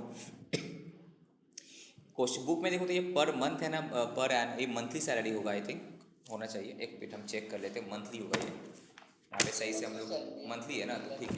तो क्या करना है, 15 लाख इंटू 12, तो इतना एनुअल सैलरी, उसका 24% जितना भी हो रहा है यहाँ पे लिखना, जो भी आ रहा होगा, ठीक है। अब होटल चार्ज कितना आ रहा? 43,20,000, उसका 24% ऑफ सैलरी था। होटल चार्जेस कितना है पर डे का? 10,000, ठीक है। तो थ्रू आउट द डे, तो थ्रू आउट द ईयर हुआ है, तो हम ये मान के चल 365 डेज ही है, अज्यूम कर लेंगे वहाँ पे, इंटू 10,000 करके कितना हुआ था? 36,50,000, यही होगा ना। इसमें से क्या करना है, जो लोअर आएगा बेसिकली ये 36,50,000, ये तुम्हारा टैक्सेबल होगा। ये वाला सिनेरियो क्या था, कंपनी डायरेक्टली होटल एकोमोडेशन दिया, ट्रांसफ़र वाला केस नहीं था। Focus, no transfer case. बस दूसरा वाला सिनेरियो में क्या होगा, जो ऑफिशियल टूर वाला जो था, इसमें क्या होगा? लगना नहीं चाहिए भाई, हम ऑफिशियल टूर के लिए एमडी किया है, तो ऑफिशियल टूर के लिए तो भाई टैक्सेबल पर्पज तो नील होगा ना, यहाँ पे क्या होगा, नील, लगना भी नहीं चाहिए। तीसरा क्या किया भाई, ट्रांसफ़र हुआ है फॉर 20 डेज, कितना दिन दिया, he has been provided accommodation on transfer from Mumbai to Kolkata for 20 days, तो 20 डेज के लिए ट्रांसफ़र हुआ, तो क्या होगा बताओ?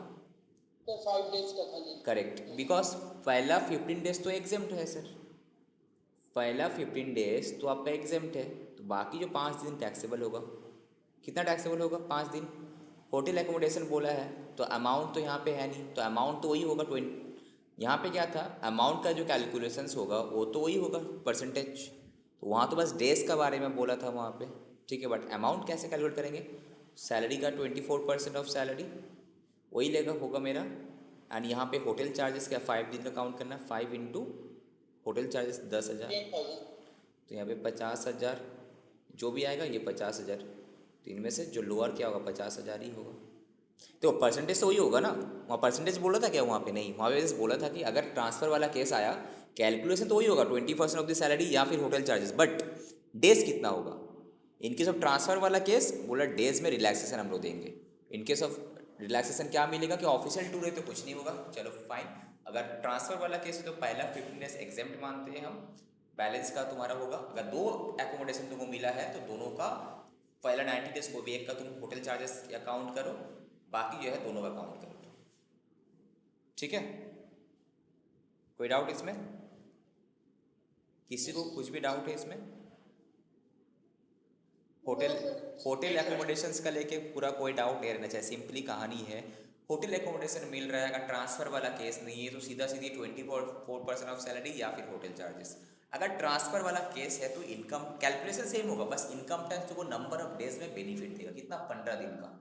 अगर एक अकोमोडेशन दिया है तो, अगर 2 दिया तो पहले 90 डेज, दोनों में से कोई भी एक का ले सकते हो तुम, उसके बाद जो बैलेंस रहेगा तुम्हारा, तो वहाँ पे दोनों का मिला के काउंट होगा वहाँ पे। Question number 12B,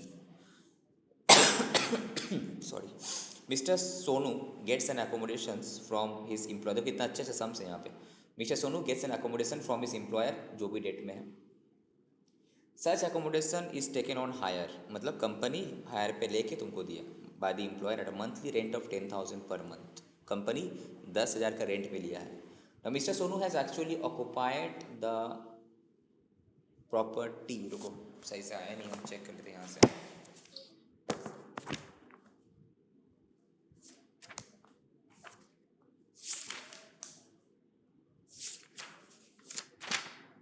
has property है, ठीक है, property on has occupied the property on 1/8/2022 को ऑक्यूपाई किया है।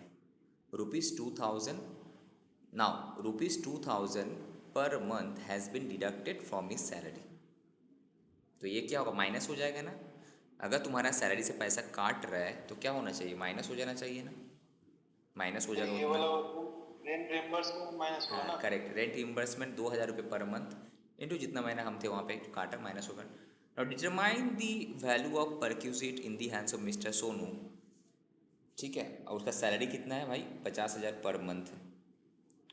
And the employer provides, furniture भी दिया है, कॉस्टिंग 1,00,000 रुपया। तो इसका भी 10% ऐड होगा ना फर्नीचर का, कितना 10%। तो क्या क्या चीज़ यहाँ पे आएगा, एक तो सर क्या क्या आएगा बोलो।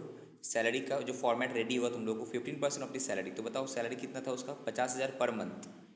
तो दैट मीन्स मैं साल में कितना, 6 लाख। 6 लाख का 15% करो कितना आता है, तो 60,000। और तो कुछ इसमें इसमें सैलरी का अलग से तो कुछ नहीं बोला, तो बस डायरेक्ट तो आ गया तुम्हारा कितना, 15% 60,000। 90,000 होगा ना, 90,000। दूसरा rent paid by the employer. Employer कितना रेंट पे किया, 10,000 करके। तो 10,000 इंटू, अब देखो रेंट में गेट्स एंड एकोमोडेशन, एकोमोडेशन मिल गया था उसको 1/4/2022 से। ठीक है, सर वो एक सर पीरियड तो उसका 1/8 से हाँ बट हुआ है। उसको, बट एक्चुअली वो ऑक्यूपाई कब किया, 1 दिस के, बट उसको एकोमोडेशन तो दे दिया था यहाँ से। ठीक है, सो यहाँ पे उसको एकोमोडेशन मिला था 1/4/2022 से, बट वो ऑक्यूपाई किया तुम्हारा 1/8/2022 से यहाँ पे। Let's continue. तो ये वाला जो सम्स है जो हम लोग कर रहे थे यहाँ पे इम्पोर्टेंट इसीलिए, ये देखो एक चीज़ है, बोल रहा है कि सोनू को एकोमोडेशंस का फैसिलिटी कब से मिला था, कब से मिला था, फ्रॉम एम्प्लॉयर 1/4/2022 से। ठीक है, और एम्प्लॉय उसको रेंट पे लेकर दिया है, okay fine. But Sonu actually occupy कब किया प्रॉपर्टी को, 1/8/2022 से, एंड उसका सैलरी से 2,000 करके पर मंथ कटा है। तो नाउ, तो यहाँ पे जो हम कैलकुलेशंस करेंगे बेसिकली 15% कौन सा था, क्वेश्चन नंबर 12 का बी, जो 15% ऑफ सैलरी। तो सैलरी तो पूरा 6 कितना 12 महीना का हम लिए हैं, बट वो एकोमोडेशन कब से था, 1/8/2022 से। तो 8 मतलब कब से, वो 8 से लेकर मार्च काउंट करो, अप्रैल मई जून जुलाई अगस्त, 4 महीना बाद जाए तो 8 महीना होता है। 8 9 10 11 12, 8 9 10 11 12 1 2 3, 8 महीना होता है। तो दैट मीन्स ये जो हम 6 लाख लिए, एक्चुअली 6 लाख नहीं होगा, 50,000 इंटू 8 मंथ का सैलरी, बिकॉज वो तो 8 महीने था ना। तो रेंट फ्री जो हम परक्यूजिट वैल्यू जो निकालेंगे तो 8 महीने का कैलकुलेट करेंगे ना हम।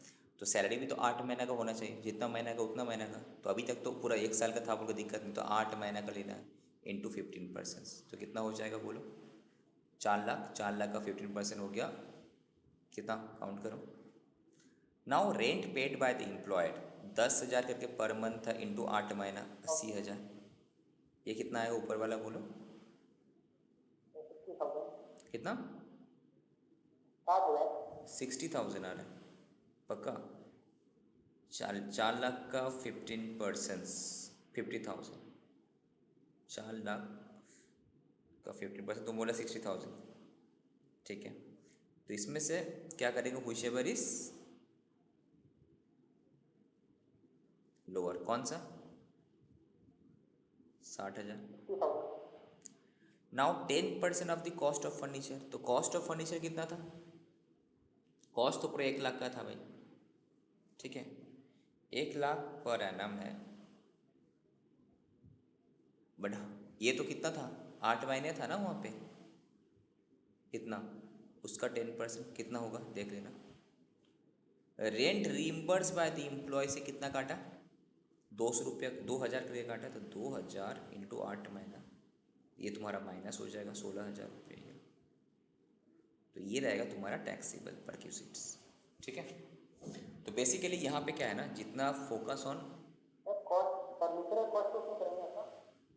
क्या बोल रहा है, फर्नीचर को कॉस्ट को क्यों करेगा 8 मंथ्स, तो तुम ये जो वैल्यू दिया है यहाँ पे, जो वैल्यू दिया है तुम्हारा 1 लाख पर एनम है, और हम वहाँ पे तो 8 महीने थे ना, तो 8 मंथ्स के हिसाब से कैलकुलेट होगा ना वहाँ पे। सर अगर एनम नहीं दिया होता तो? क्या बोल रहे हैं? अगर एनम नहीं दिया होता तो? क्या नहीं दिया हुआ था?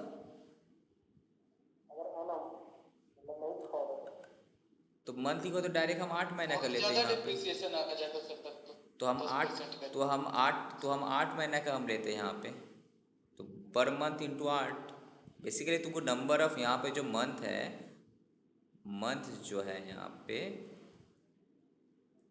नंबर ऑफ मंथ ऑक्युपाइड, उसके हिसाब से सबको कॉल करना है। अभी तक का जो सम्स में था ऐसा वाला सिचुएशन आया नहीं था, तो 12 महीना लेके चल रहे थे, बट यहाँ पे तो 8 महीने था वो। ठीक है, ओके। तो अब हम आए थे दूसरा टॉपिक हम लोगों का, ये सम्स अच्छा था, देख लेना। तो ये वाला आई थिंक कि डाउट नहीं रहना चाहिए, परक्यूजिट वाला जो क्वेश्चन है तुम्हारा, इसमें सब कंफ्यूज हो जाता है, तो डोंट गेट कंफ्यूज्ड, आराम से इजी है ये रहा। तो परक्यूजिट वाला केसेस में हम लोग क्या देखा सर, समरी, कि गवर्नमेंट एम्प्लॉय के लिए ठीक है तो लाइसेंस फी तुम्हारा टैक्सेबल होगा। इन केस ऑफ अदर्स तो वहाँ पे 2 सिनेरियो आ सकता है। एक तो कि एकोमोडेशन तुमको कंपनी प्रोवाइड कर रहा है which is own by the employer, तो पॉपुलेशन के हिसाब से 4.5 10-15 लगा देना, हो गया खत्म। अगर कंपनी ओनर नहीं है, कंपनी रेंट पे लेकर तुमको रहने के लिए दिया है, तो 15% ऑफ दिस सैलरी या फिर rent paid by the employer whichever is lower. Sir यहाँ पे सैलरी का मीनिंग क्या है? सैलरी मतलब परक्यूजिट्स एंड पीएफ वाला एम्प्लॉयर पोर्शन छोड़ बाकी सब ले लो, बेसिक डीए, बट डीए कौन सा? रिटायरमेंट बेनिफिट का, टैक्सेबल अलाउंसेस, बोनस, कमीशंस, ठीक है, लीव सैलरी, वो सब आएगा यहाँ पे, but does not include employer contribution to PF and value of perquisite. ठीक है, और एक इम्पॉर्टेंट पॉइंट यहाँ पे क्या था, अगर तुमको कंपनी फर्नीचर वगैरह भी देता है तो 10% पर एनम जो परसेंटेज था, 10% पर एनम था यहाँ पे, तो 10% पर एनम तुम्हारा आ जाएगा। तो तुम जो वहाँ पे बोला था ना, तो उसको तुम ऐसा भी कर सकते हो उल्टा, 1 लाख तुम्हारा आ रहा था, तो 1 लाख का डिप्रिसिएशन 10% 10,000 होता है, तो उसको डिवाइड बाई 12 इंटू 8, तो हम क्या कि पहले वैल्यू को ही हम 8/12 कर दिए, बात की of the cost of furniture या फिर हायर चार्जेस जो भी है वो ऐड हो जाएगा। इससे और माइनस क्या कर रहे थे हम लोग, अगर कुछ रीइंबर्समेंट हो रहा था तो माइनस हम लोग कर रहे थे, राइट। अगेन सर दूसरा सिनेरियो था hotel accommodation. Sometimes company employer को डायरेक्ट होटल में रहने के लिए दे रहा है, ठीक है, तो होटल में रहने के लिए दे रहा है तो क्या होगा, 24% ऑफ सैलरी या फिर hotel charges whichever is lower. But sir अगर ये होटल रहने दे रहा, ऑफिशियल टूर के लिए रहने दे रहा है तो ठीक है, नील, हम ऑफिशियल टूर के लिए बाहर गए, होटल चार्जेस पेमेंट किए, कंपनी रिम्बर्स किया हमको, तो नील। बट ट्रांसफ़र वाला केसेस में हमको यहाँ से वहाँ ट्रांसफ़र हुआ मेरा, तो पहला 15 डेज़ का होटल एकोमोडेशन का पैसा कंपनी तुमको दे रहा है तो एग्जेम्प्टेड है, उसके बाद मेरा टैक्सेबल है। 2 एकोमोडेशन मिला तो पहला 90 डेज़ का, तुम दोनों में से जो भी सबसे कमती आता है तुम वो ले लो अमाउंट, उसके बाद नेक्स्ट 30 डेज़ का जो है, नेक्स्ट जितने भी डेज आता है तुम्हारा, उसका दोनों का मिला के अलग अलग ऐड करना है, ठीक है। फॉर्मेट क्या था तुम्हारे, 15% of the salary, rent paid by the employer whichever is lower, उसके साथ क्या ऐड करना था हमको, cost of furniture if it is owned by the employee, per annum, the word per annum बोला है, राइट, याद रहे। फर्नीचर हायर चार्जेस ग्रॉस आ गया, इसमें से अगर मेरा सैलरी से कुछ कटा है तो माइनस हो जाएगा, okay. Now some fringe benefits taxable in the hands of employees. Fringe benefit मतलब ऐसे बेनिफिट है, एक फ्रिंज एक वर्ड है, ठीक है। सो फ्रिंज बेनिफिट मतलब जैसे कि कंपनी तुमको खाने के लिए क्या होता है, फ्री मील्स दे रहा है, कैंटीन फैसिलिटी, कैंटीन में फ्री मील है एम्प्लॉय लोग के लिए, पैसा नहीं लगेगा। कोई गिफ्ट वाउचर तुमको कंपनी दे रहा है, क्रेडिट कार्ड का फैसिलिटी दे रहा है, या फिर कोई भी क्लब का मेम्बरशिप वगैरह दे रहा है, इस टाइप का कुछ। तो सर मील वाला केस में क्या होगा, what will happen to the meal, तो बोला फ्री मील वाला केस में कम मैक्स इनकम तुम्हारा, कंपनी तुमको जितना का पैसा फ्री में खिलाए, ओके फाइन, बट अगर तुमको कंपनी फ्री में खिला रहा है, ये तो बेनिफिट है तुम्हारा लिए, that means it is a perquisite, non monetary perquisite. माना कि कंपनी तुमसे पैसा नहीं ले रहा है पर इनकम टैक्स का जैसे तो इनकम है, वो इनकम कितना एग्जेम्प्ट है, 50 रुपये करके एग्जेम्प्ट है। Amount of expenditure incurred by the employer, suppose तुम जो खाना खाया 200 रुपये का खाना खाया, तो हर रोज़ का 200 रुपये तुम खाता है, तो 200 इंटू जितना मील तुम खाया साल भर का तुम्हारे इनकम में ऐड होगा, उसमें से माइनस क्या होगा, पर मील इनकम टैक्स बोलते हैं हम 50 रुपये करके एग्जेम्प्ट करेंगे। ओके, तो फ्री मील फैसिलिटी अगर कंपनी दे रहा है एम्प्लॉयज़ को, तो वहाँ पे जो भी खर्च एक्सपेंडिचर होता है एम्प्लॉयर का, उस मैंने पर एम्प्लॉई वाइज एक्चुअली तुम जैसे जैसे खाना खाया उससे 50 रुपये एग्जेम्पशन है। कितना एग्जेम्पशन है बोलो, 50 रुपीज़ पर मील। तो सर टैक्सेबल कितना हुआ, जितना खर्चा किया, हम जो खाना खाया एम्प्लॉयर खर्चा किया ना, तो उससे 50 रुपये करके माइनस, 50 रुपये इंटू नंबर ऑफ माइनस कर दो, खत्म। एग्जेम्पशन ए भी जो है ना अलाउ नहीं होगा अगर हम न्यू टैक्स रेजिम में जाते हैं तो। न्यू टैक्स रेजिम मतलब वहाँ पे स्लैब रेट अलग है, जब हम लोग लास्ट में करेंगे पूरा समझ में आएगा। 2 टैक्स रेजिम, अभी न्यू एंड ओल्ड। बेनिफिट है कुछ कुछ जगह में, कुछ जगह बेनिफिट नहीं है।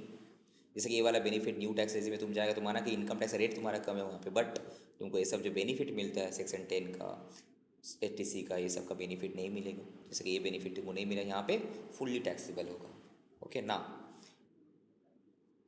बट एक टी एंड स्नैक्स के लिए कुछ टैक्सेबल नहीं होगा। ये तो अब ये तो अजीब ही हो गया यार, अब कंपनी के एम्प्लॉय को कंपनी का टी स्नैक्स खिलाएगा, तुम ये भी टैक्स में टैक्सेबल इनकम में जोड़ेगा? नो, ठीक है। तो टी स्नैक्स रिमोट एरिया में तुम्हारा कुछ काम करने के लिए तुम किया है, तो उस केस में रिमोट एरिया में तुम काम करता है, वहाँ पे अगल बगल में कुछ है नहीं, तो उस केस में ठीक है, नॉट टैक्सेबल है। कंपनी खिला रहा है, तुम्हारा ऑफिस रिमोट एरिया में, वहाँ कुछ है ही नहीं बाहर से, तो वो खाना ही पड़ेगा, तो उस केस में नहीं ले। नाउ ये जो एग्जेम्पशन ऑफ 50 रुपये पर मील है, only if it is provided at office premises, याद रहे, एंड ऑफिस आवर के टाइम पे, या फिर through non transferable paid vouchers के थ्रू से दे रहा होगा। तो क्या दे रहा है, नॉन ट्रांसफरेबल पेड वाउचर के थ्रू से। कैलकुलेटर में मल्टीप्लाई 50 इंटू 365 करो तो कितना होता है,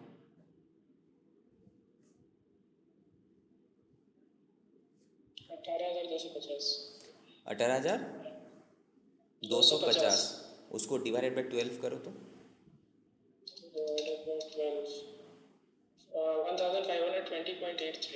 1520.83 दैट इस महीने में अगर हम 30 मील खाएंगे तो 1500 रुपया, साल भर में 18,000 का एग्जेम्पशन है। ओके, नेक्स्ट ये वाला पॉइंट समझ में आया, फ्री मील वाला। टी स्नैक्स पे सर नहीं ले, रिमोट में नहीं ले, बट याद रहे ये तुमको ऑफिस प्रीमाइसेस में दे रहा होगा तभी तुमको 50 रुपये एग्जेम्पशन मिलेगा, अदरवाइज नहीं। नाउ गिफ्ट या फिर वाउचर्स मिला या फिर टोकन और any member of the house hold, company sometime को गिफ्ट वाउचर वगैरह देता है, तो 5,000 का गिफ्ट वाउचर, मतलब ये गिफ्ट वाउचर तुम कुछ भी खरीद सकते हैं। तुम्हारा सैलरी से काट के 5,000 रुपये का कंपनी तुमको गिफ्ट वाउचर दिया, तो तुम्हारा इनकम में तो आएगा, बट ये एग्जेम्प्ट है। In case of gift in kind the perquisite up to ₹5,000 1 year shall be exempted and balance taxable है। सपोज कंपनी तुमको गिफ्ट वाउचर दिया 15,000 का पूरा साल भर में, तो 15,000 में से इनकम तुम्हारा सैलरी से काट के 15,000 गिफ्ट पैसा नहीं दे के तुमको गिफ्ट वाउचर दे दिया, बोला तुम इसको लेके कहीं भी कुछ भी शॉपिंग वगैरह कर सकते हो। अब इसमें से मेरा टैक्सेबल कितना होगा, 10,000, 5,000 एग्जेम्प्ट है। ओके, तो इन केस ऑफ गिफ्ट वाउचर जो कंपनी देता है तो उसमें कितना टैक्सेबल है, 5,000 एग्जेम्प्ट है, बाकी जो भी है टैक्सेबल है। अगर कैश में गिफ्ट दिया तो भाई फुल्ली टैक्सेबल है, याद रहे। तो फ्री मील 50 रुपये तक एग्जेम्प्ट है, बाकी सब टैक्सेबल है। उसके ऊपर गिफ्ट वाउचर वगैरह 5,000 तक एग्जेम्प्ट है, कैश में मिलेगा तो पूरा फुल्ली टैक्सेबल है। नेक्स्ट,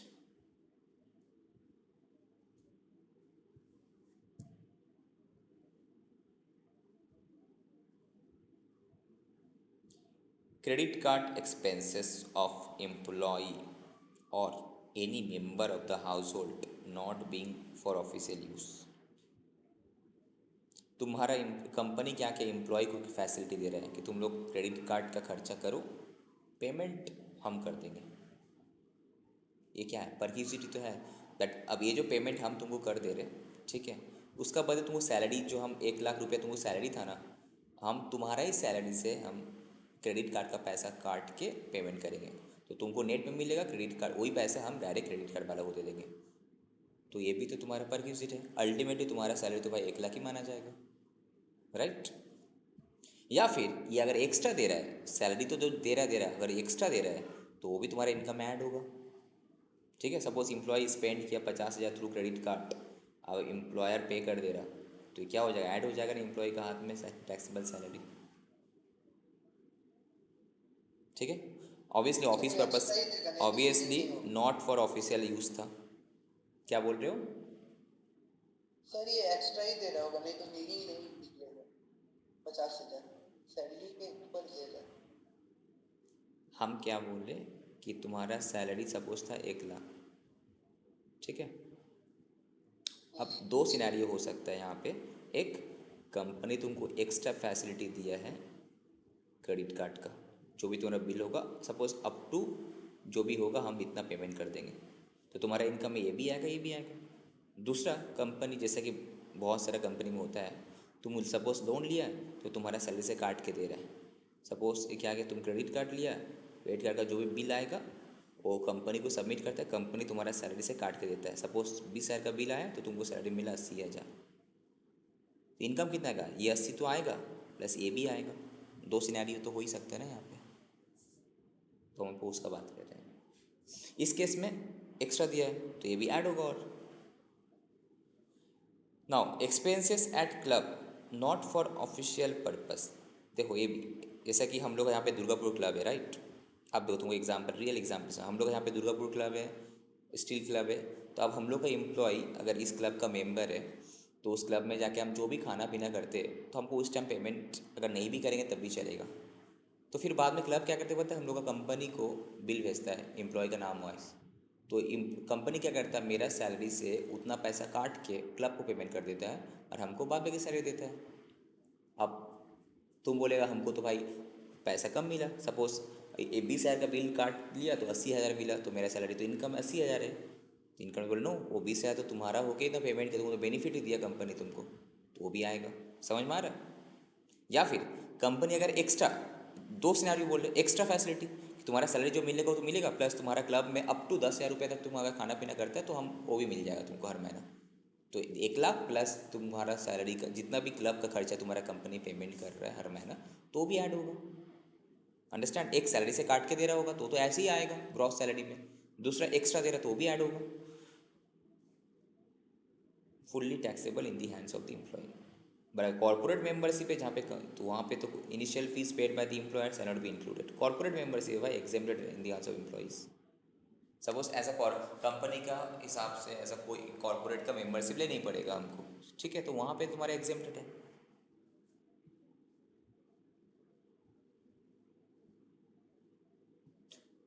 जैसे क्या है, सपोज CSMA इंस्टीट्यूट में हम लोग जो मेंबर है, हम लोग मेंबरशिप फीस काटते हैं, ठीक है। अब सपोज कंपनी तुमको एक परक्यूजिट का अंदर दिखा दे रहा है कि प्रोफेशनल डेवलपमेंट एक्सपेंडिचर्स, तो ये तो मेरा प्रोफेशनल डेवलपमेंट एक्सपेंडिचर में आ जाएगा, तो मेरा परक्यूजिट का पार्ट है, कंपनी हमको उसके लिए सैलरी देता है, तो हम मेरा लिए हम ये वाला मेरा जितना खर्चा हम कॉर्पोरेट इसमें किए होंगे मेंबरशिप के इंस्टीट्यूट का, ठीक है, तो वो सब मेरा एग्जेम्पशन मिल जाएगा, मेंबरशिप फीस हमको एग्जेम्पशन मिल जाएगा। समझ में आ रहा है? पेमेंट कंपनी नहीं कर रहा, पेमेंट तुम खुद ही कर रहा है, बट तुमको जब सैलरी मिला उसमें तुम्हारा परक्यूजिट में तुम दिखाया है कि इतना मेरा कॉर्पोरेट मेंबरशिप के, मैं प्रोफेशनल डेवलपमेंट के लिए है, तो कॉर्पोरेट मेंबरशिप के लिए है, वो सब तुमको मिलेगा ही ना वहाँ पे। जैसे कि वहाँ पे था ना एकेडमिक अलाउंसेस था, यूनिफॉर्म अलाउंसेस था, तो मिलेगा। चलो अब कुछ क्वेश्चंस में आ जाते हैं हम लोग। एम्प्लॉयर को प्रोवाइड करता है मील कॉस्टिंग ₹70 पर मील 700 दिन, तो आंसर कितना आ गया बोलो? अगर ऑफिस प्रेमाइसिस में दे रहा है तो कितना होगा टैक्सेबल अमाउंट? सर 70 - 50, ₹20 का टैक्सेबल होगा, राइट। तुमको पूरा फ्री में मिल रहा है बट इनकम टैक्स में तो टैक्सेबल लगेगा। अगर meal are provided through transferable voucher, non transfer voucher, तब भी चलेगा। एक वाउचर का थ्रू से तुमको दिया है, सपोज एक वाउचर दिया, वो वाउचर जाके हम टोकन जमा किया कैंटीन में, तो वो हमको खाना मिल रहा है, तब भी चलेगा,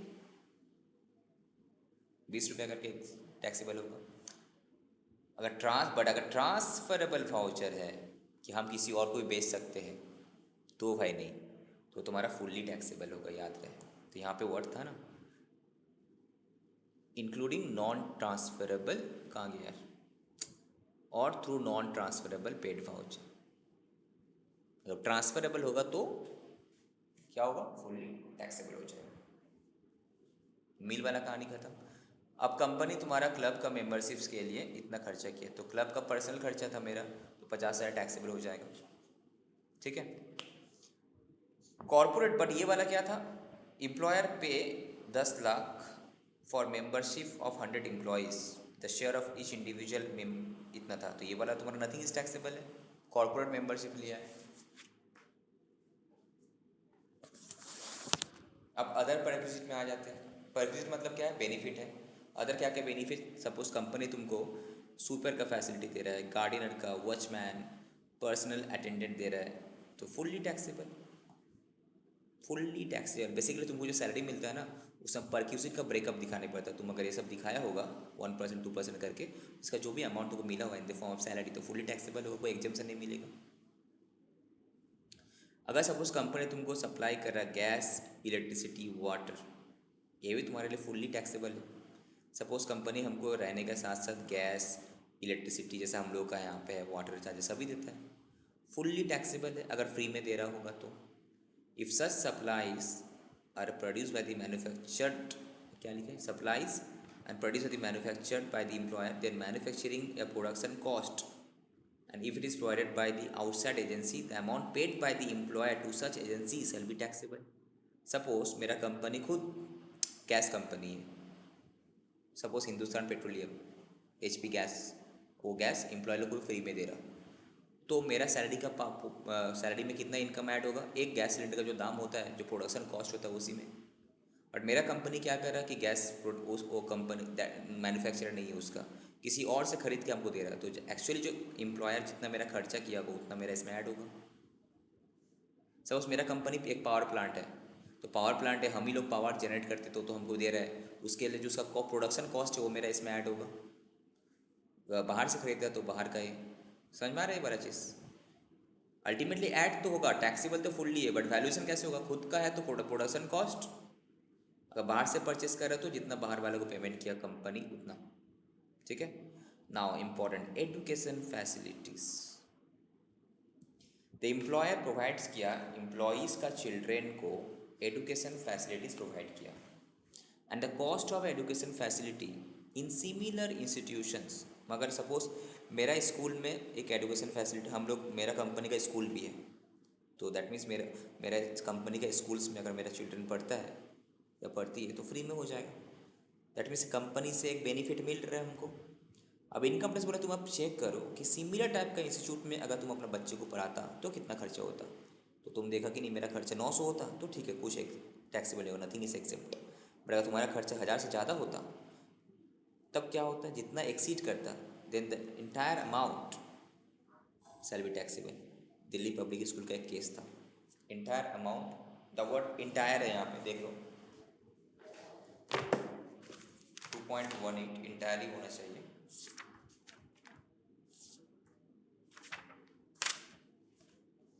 हाँ इंटायर है, ठीक है, entire amount will be taxable.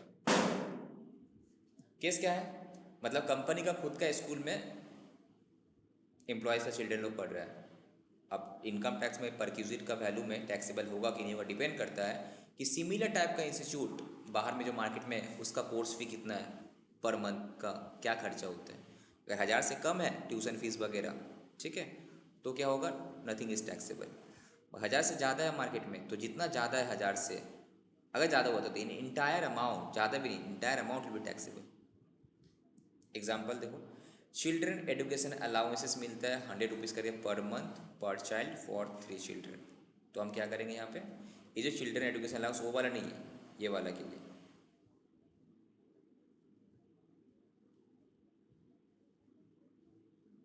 ये तो वो वाला चिल्ड्रन एजुकेशन, तो यहाँ पे कितना होगा 100 इंटू, इसका तो यहाँ पे दिया है 100 इंटू 3 इंटू 12 जितना होता है। अब एग्जाम्शन कितना मिलेगा, 100 इंटू 2 इंटू 12, 12 into 2 2400, ये तो वो वाला, पर ये वाला एम्प्लॉयर अरेंज किया education facility for 3 children of employees and the cost of education in similar institution 900 रुपया है पर चाइल्ड। तो क्या यहाँ पे टैक्सेबल होगा? नहीं सर। यहाँ पे नील, बिकॉज 1000 से कम है।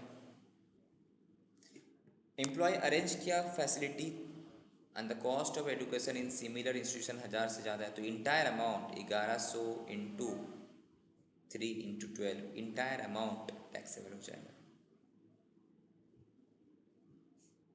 यहाँ पे कोई एग्जाम्पल नहीं, ठीक है, समझ में आया एग्जाम्पल? ये नॉर्मल वाला एजुकेशन अलाउंस था, वहाँ तो 24 रुपये मिलेगा मैक्सिमम फॉर 2 चिल्ड्रन। ये डायरेक्ट एजुकेशन फैसिलिटी तुमको कंपनी दे रहा है, तो तुम कंपेयर करो बाहर वाला इंस्टीट्यूट के कंपेरिजन में। अगर 1000 से कम है तो ठीक है, ज़्यादा है तो entire amount will be taxable, ठीक है। Now discuss the taxability of the followings. क्या चीज़ का है, उसी से रिलेटेड ये दूसरा टॉपिक क्या है, ये इस ऑफ। इसमें क्या बोल रहा है, ₹500 incurred by the employer related to seminar या फिर training expenses of the employ. तो इसमें क्या टैक्सेबल होना चाहिए?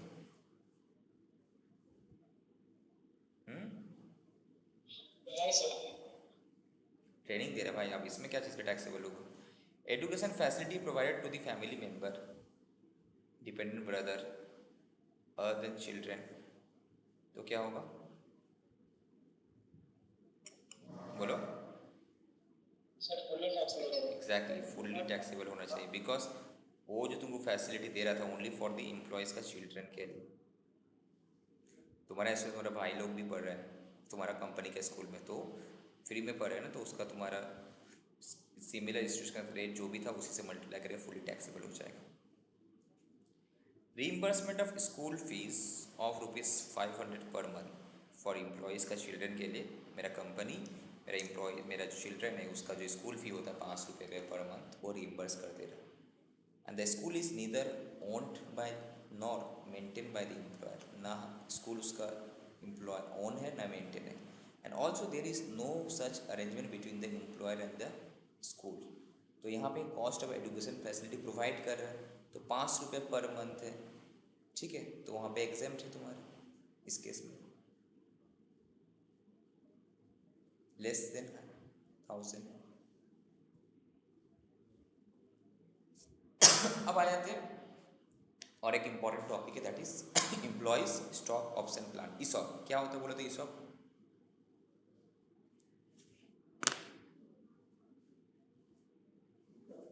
बताओ। Okay, let's continue. अब हम लोग स्टार्ट करते हैं ESOP, employees stock option plan, ESOP, employees stock option plan, ESOP. Sir what is ESOP? Simply यहाँ पे कंपनी क्या करता है, एम्प्लॉयज़ को at a very concessional rate share issue करता है, कंपेयर टू मार्केट प्राइस बहुत ही कम दाम में शेयर्स इशू करता है। इससे मेरा एम्प्लॉयज़ को एक मोटिवेशन मिलता है। दूसरा चीज़, मेरा एम्प्लॉयज़ को एक ओनरशिप वाला फीलिंग भी आता है कि मैं एम्प्लॉय भी है प्लस इस कंपनी का शेयर होल्डर भी है। So many companies use employees stock option plan to compensate, to retain and attract the employees. Under the ESOP companies allot करता है share to their employ at a very concessional rate, सस्ता में, right, concessional rate then the market price. For example, market price अगर suppose 1000 रुपया है तो तुमको 100 रुपये में दे रहा था, तुमको बेनिफिट कितना का दिया? 800 रुपया का बेनिफिट दिया। तो ये 800 रुपया तुम्हारा लिए क्या है? परक्यूजिट्स है, तो टैक्सेबल होना चाहिए। तुम अगर सेम चीज़ बाहर से परचेज करता 1000 रुपये लगता, तुम्हारा कंपनी बेनिफिट दे रहा है 800 रुपये का, तो ये तो टैक्सेबल होना चाहिए, बस टैक्सेबल। तो टैक्सेबल कितना हो सिंपली ना? हाँ बोलो, 200 लिखा हुआ है। कितना लिखा हुआ है? 200। हाँ वो तो 1000 माइनस 200, 800। अच्छा, 800 ही होगा ना, कितना होगा? 1000 मार्केट प्राइस था, तुमको 200 में दे रहा है, तो 800 रुपये का तुमको बेनिफिट मिल रहा है ना। 800 का बिल। सो नाउ टैक्सेबल कितना होगा बेसिकली?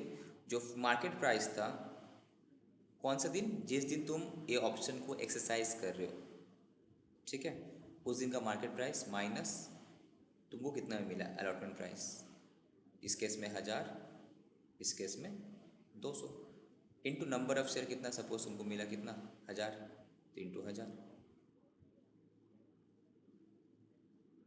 तो कितना 800 इंटू 1000 जो भी अमाउंट होता है that will be the taxable as a perquisite ESOP। तो तुम्हारा सैलरी इनकम में दिखेगा, कैश तुमको नहीं मिला बट तुम्हारा डायरेक्टली सैलरी इनकम जब कैलकुलेट करोगे उसमें दिखना चाहिए चीज़। But now the question is sir fair market value कहाँ से लाए?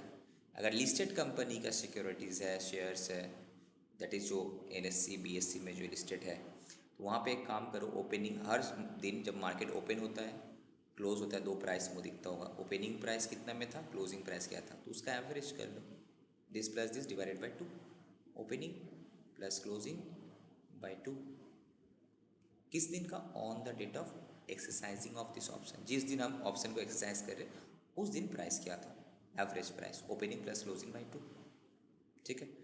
तो एक एग्जांपल है, एकदम सिंपल है, कुछ नहीं इसमें ESOP में। सपोज यहाँ पे एक कंपनी अनाउंस किया ESOP ऑप्शंस प्लान, कब, 1/5/2022 को, as per which the employee are eligible to purchase the shares in the company, 200 रुपये करके। One of the employees has exercise the option on 1/1/2003 को ऑप्ट किया, तो हमको इस दिन का प्राइस चेक करना है, तो प्राइस चेक ऑन दिस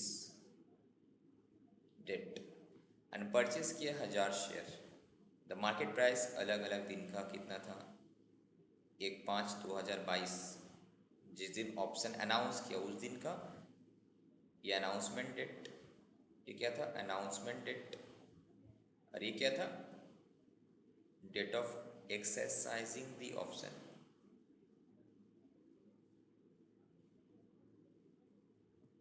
ठीक है। तो क्या होगा, ओपनिंग प्लस क्लोजिंग दोनों को ऐड करके डिवाइडेड बाई 2 कर देना, ठीक है। बट कौन सा दिन का, ये दिन का नहीं, ये दिन का, NSE में भी है BSE में भी है, ठीक है। तो को भी तुम लिख सकते हो वहाँ पे। तो यहाँ पे बेसिकली हम लोग क्या करते हैं, जो हायर होता है दोनों में से,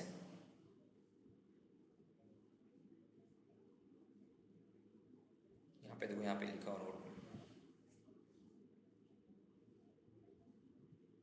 हाईएस्ट वॉल्यूम ऑफ ट्रेडिंग जहाँ पे होता है, हाईएस्ट वॉल्यूम ऑफ ट्रेडिंग जहाँ पे दो मार्केट है ना, एक ही चीज़, एक ही अगर तुमको दिखाए तो उस दिन जो हम वहाँ पे एक ही स्टॉक का, एक ही शेयर्स का मार्केट में दो रेट, एक बॉम्बे BSE में, बॉम्बे स्टॉक एक्सचेंज में भी एक रेट मिलेगा और NSE में भी एक, नॉर्मली सेम ही रहता है, जस्ट फ्रैक्शन का कभी कभी डिफरेंस है, अदरवाइज मैक्सिमम सेम रहता है। तो नाउ सपोज दो अलग अलग मार्केट में, सपोज यहाँ पे 2 रुपये का डिफरेंस आया ना, तो एक सेम प्राइस स्टॉक है, BSE में अलग रेट है तो NSE में, तो कौन सा रेट है, तो वहाँ पे जिसका वॉल्यूम सबसे ज़्यादा ट्रेड हुआ, ट्रेड मतलब जितना ज़्यादा सेल परचेस हुआ उस जिस स्टॉक जिसमें BSE में ना NSE में, तो इसमें जो भी तुम्हारा ज़्यादा हुआ उस डेट का, on the date on which the stock which record highest the volume, वो लेना है हमको, ठीक है।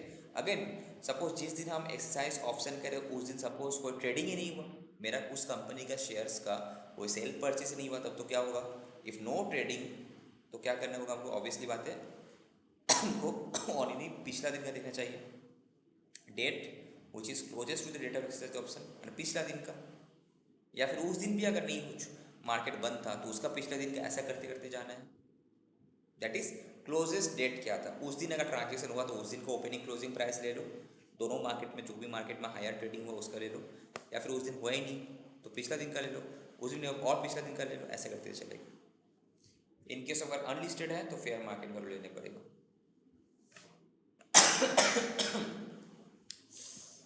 तो यहाँ पे करना क्या है बेसिकली, तब अमाउंट क्या रहेगा तुम्हारा 1000 रुपया इंटू, इस केस में 1000 क्या होगा, डिवाइड करो कितना रहा एवरेज प्राइस,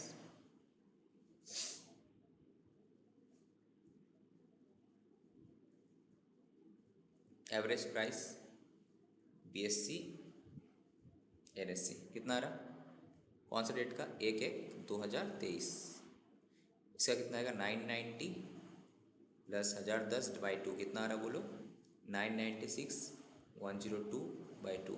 बट अल्टीमेटली लेना किसका है हमको, ट्रेडिंग वॉल्यूम किसका ज़्यादा है, BSC का, तो हमको BSC काउंट करना है। कितना होगा इसका,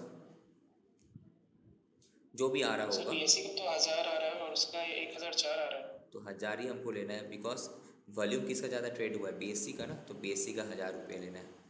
1000 था, तुमको मिला था कितना में, 200 में, तो 800 का फ़ायदा था इनटू नंबर ऑफ शेयर्स कितना था मेरे पास, 1000। ठीक है, this will be your answer, perquisite value. तो सिंपली करना क्या, परक्यूजिट वैल्यू निकालना है तो ESOP में नंबर ऑफ शेयर तुमको पता रहना चाहिए, ऑब्वियसली बात है। और जिस दिन हम शेयर एक्सरसाइज किए उस दिन उसका मार्केट प्राइस क्या था, माइनस एलोटेन प्राइस। अब market price suppose opening close average लेना है, एवरेज मार्केट प्राइस लेना है, ओपनिंग प्लस क्लोजिंग बाय 2 करके। दो मार्केट है, BSC भी है, NSE भी है, तो कौन सा लेना है यहाँ पे, यहाँ पे हाईएस्ट वॉल्यूम ट्रेड हुआ है।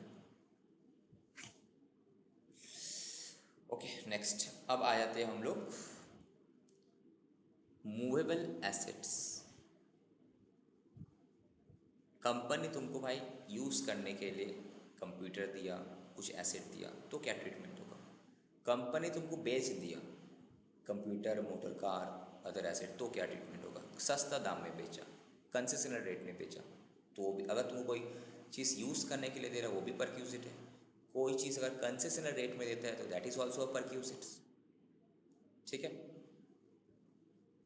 तो फर्स्ट क्वेश्चन अभी तक समझ में आया, जो भी हम डिस्कस किए, रेंट फ्री एकोमोडेशंस, वहाँ पे मिल वाला जो फ्रीज बेनिफिट्स था वो डिस्कस किए, एंड यहाँ पे तुम्हारा ESOP। यहाँ तो कोई डाउट तो नहीं है किसी को, पक्का। No sir. ठीक है, तो नाउ सर कंप्यूटर, अगर तुमको कंपनी ऑफिशियल यूज़ के लिए, ठीक है, कंप्यूटर देता है, जैसे कि अगर हमको लैपटॉप दे के रखा कंपनी, ठीक है, तो मूवेबल एसेट मतलब समझ में आ गया तुमको क्या, लैंड बिल्डिंग छोड़कर बात बाकी कोई भी ऐसे जो मूवेबल है तुमको दिया है। और दूसरा चीज़, मूवेबल एसेट कैपिटल एसेट भी नहीं होता है, राइट। तो एक्सेप्ट सब कुछ एक्सेप्शन था, ज्वेलरी वगैरह, तो एनीवे, तो कंप्यूटर दिया तो नील कुछ नहीं होगा, फाइन। अदर एसेट दिया तो कंप्यूटर छोड़ के कुछ और एसेट दिया तो क्या होगा, परक्यूजिट वैल्यू में कितना आएगा, 10% per annum of the actual cost. उस एसेट का जो एक्चुअल कॉस्ट उसका 10% पर एनम, याद है पर एनम बेसिस में, तो जितना मैंने हम यूज़ किए होंगे उतना मैंने ना, और उसका जो हायर चार्जेस होता है एज द केस में भी कुछ, जो अगर कॉस्ट दिया तो कॉस्ट, या फिर हायर चार्जेस तो हायर चार्जेस, जो भी है। अगर सर ये तो यूज़, ये क्या था, यूज़ करने के लिए था, बेचा नहीं था, बट यहाँ पे ट्रांसफ़र कर दिया, मतलब बेच दिया तुमको। यहाँ पे क्या क्या बोलो, बेच दिया, ट्रांसफ़र कर दिया, राइट। तो इस केस में क्या होगा, तो अगर कंप्यूटर बेचता है, अगर कंप्यूटर बेचता है तो क्या होगा, मोटर कार बेचता है तो क्या होगा, अनदर एसेट बेचता है तो क्या होगा। ठीक है, तो उससे पहले यूज़ वाला में फोकस करो। यूज़ वाला में अगर कंप्यूटर बेचा तो क्या होगा, नील, कुछ टैक्स नहीं लगेगा। बट अगर अदर एसेट बेचा सर, तो 10% of the actual cost per annum, या फिर हायर चार्जेस लगेगा। ठीक है,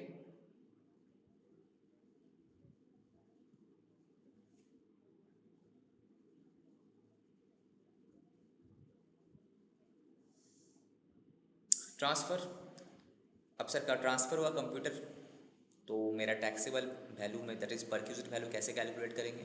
सिंपली तुम एक काम करो, तुमको बेचने से पहले तो एक कंप्यूटर कौन यूज़ किया था, कंपनी यूज़ किया था ना, राइट। तो उसका डेप्रिसिएशन तो माइनस होना चाहिए, return down, basically return down value calculate करना चाहिए।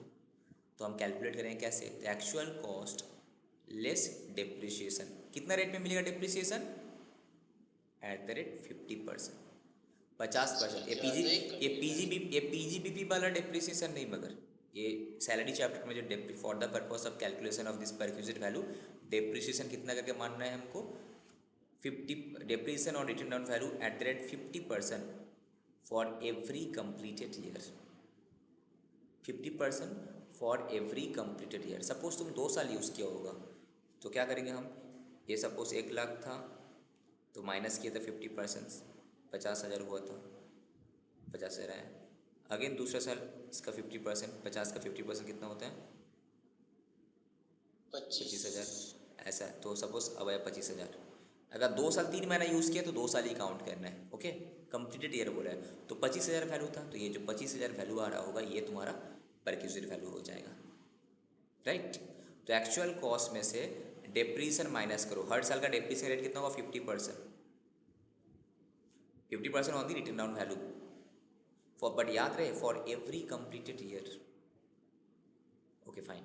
सेम चीज़ अगर मोटर कार है तो डेप्रीसन कितना होगा? 20%। सेम 1,00,000 माइनस 20%, 20% करके होगा 2 साल है तो जो वैल्यू बचेगा वो तुम्हारा पर ये हो जाएगा, राइट। बेसिकली कंपनी को फ्री में दिया ना, कंपनी बेसिकली को फ्री में दिया ना, ट्रांसफर किया कंप्यूटर मोटर कार तो फ्री में दिया, तो उसका वैल्यू तो पर यूनिट में आएगा।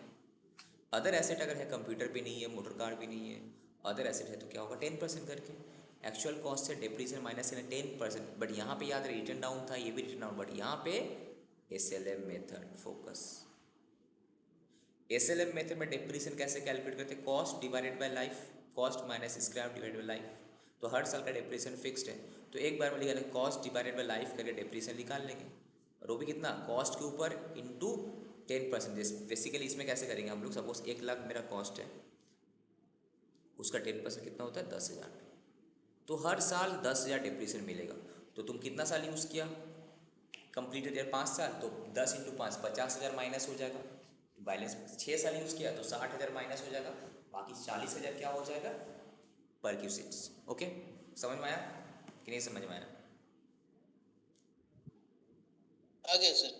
ठीक है, अब थोड़ा एग्जांपल देख लेते हैं हम लोग। तो इसमें याद तो ऐसे ही हो गया होगा सर, यूज़ वाला केस में तो कंप्यूटर में लगेगा ही नहीं। अदर एसेट में जो उसका 10% पर एनम क्या 10%। एक्चुअल कॉस्ट, जो तुम्हारा वो रेंट फ्री में था, यहाँ भी 10% और हायर चार्जेस। ट्रांसफ़र कर दिया, कंप्यूटर हुआ, मोटर कार हुआ, अदर एसेट तो डेप्रीसिएशन माइनस करके बोला कैलकुलेट करने के लिए रिटर्न ऑन वैल्यू मेथड में। मोटर कार में 50% और सॉरी कंप्यूटर में 50%, मोटर कार पे 20% और अदर एसेट में 10% करके डेप्रीसिएशन माइनस करना है। ये तो हम लोग आते ही है, रिटर्न ऑन वैल्यू कैसे कैलकुलेट करने पड़ता है। कॉस्ट में से डेप्रीसिएशन माइनस करते करते जाओ हर साल, ठीक है। और SLM मेथड है तो अगर तुमको अमाउंट पता है, पर अमाउंट फिक्स रहता है, राइट, तो अमाउंट इनटू ईयर कर दो। बट यहाँ पे ईयर मतलब कंप्लीटेड ईयर का बात किया, ईयर मीन्स कंप्लीटेड ईयर का बात किया, कंप्लीटेड ईयर। ओके, अरे देख रहे यूट्यूब में मेरा इनकम टैक्स का वीडियो बहुत देख रहा है, अदर का तो देखते नहीं है, बट इनकम टैक्स का काफ़ी देखते हैं सब। डिमांड है कि इनकम टैक्स ज़्यादा 51 तो व्यू गया था। हाँ, तो देखिए हमको तो लगता है हम कॉस्टिंग ज़्यादा अच्छा कराते हैं, ये लोग इनकम टैक्स का वीडियो देखते हैं।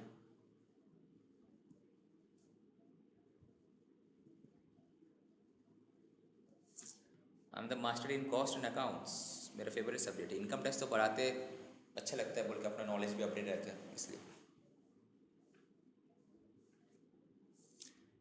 ओके, नाउ क्वेश्चन 13 रीड करते हैं। Compute the perquisite value in each of the following cases. क्या बोल रहे हैं? एम्प्लॉयर परचेस किया था एक कंप्यूटर 4 लाख रुपया में, कब? दिस डेट में, and the same is sold to the employ for 22,000 on 12/9/2022 को, ठीक है। तो एक बात बताओ, इस डेट से इस डेट कितना हुआ कंप्लीटेड ईयर?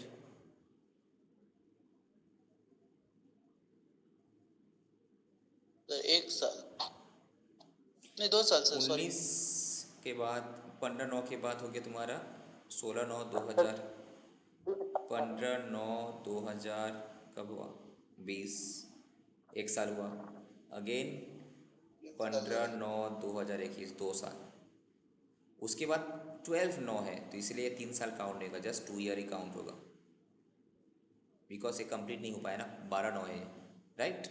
तो इस तरह से डेट काउंट करना ना, 15/9 के बाद अगेन दूसरा वाला 15/9, उसके बाद 15/9, तो 2 ही हो पा रहे, तो 2 ईयर है। तो दैट मीन्स भाई डेप्रिसिएशन कितना लगना चाहिए? 50%, बिकॉज क्या है, सेल किया है ना, राइट।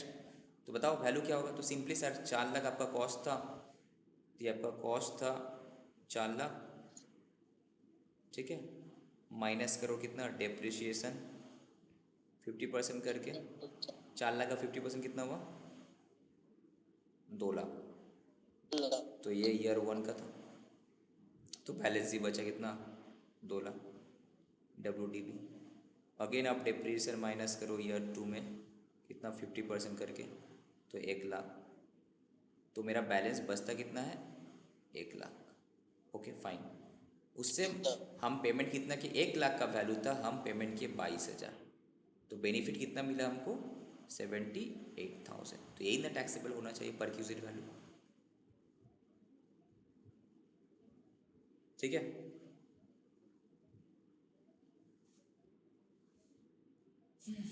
इसका भी कंसेप्ट कैप्सूल तो दिए थे हम लोग ना।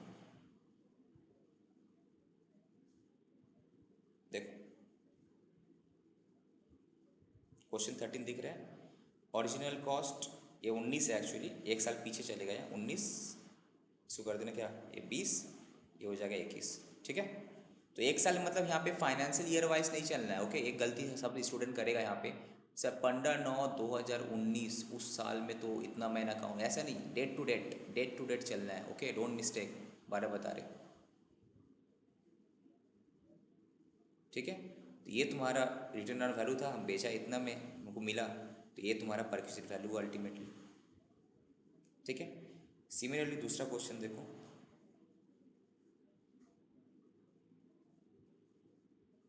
দেবজ্যোতি তুমি আছো কি আউট হয়ে গেছো দেখি তো, চেক করতে হ্যাঁ বুঝতে পারছো তুমি?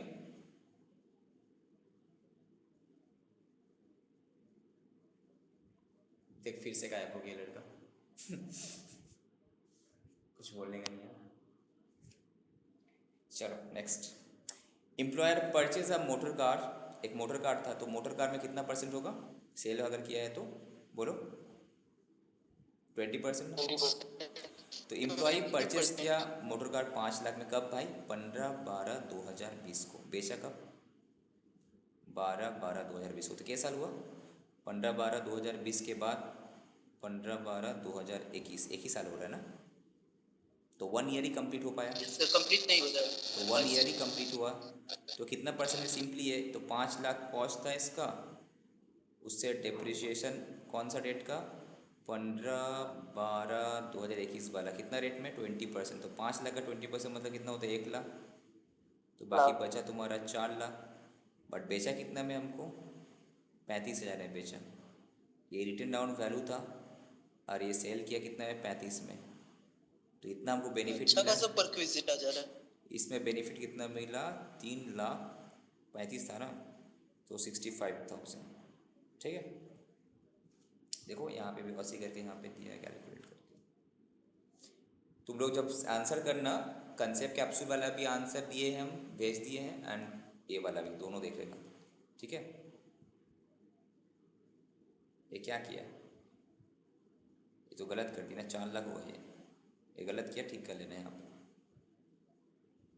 4 लाख होगा 35 जाएगा, तो ये तुम्हारा 3,65,000 होगा। ठीक। Next,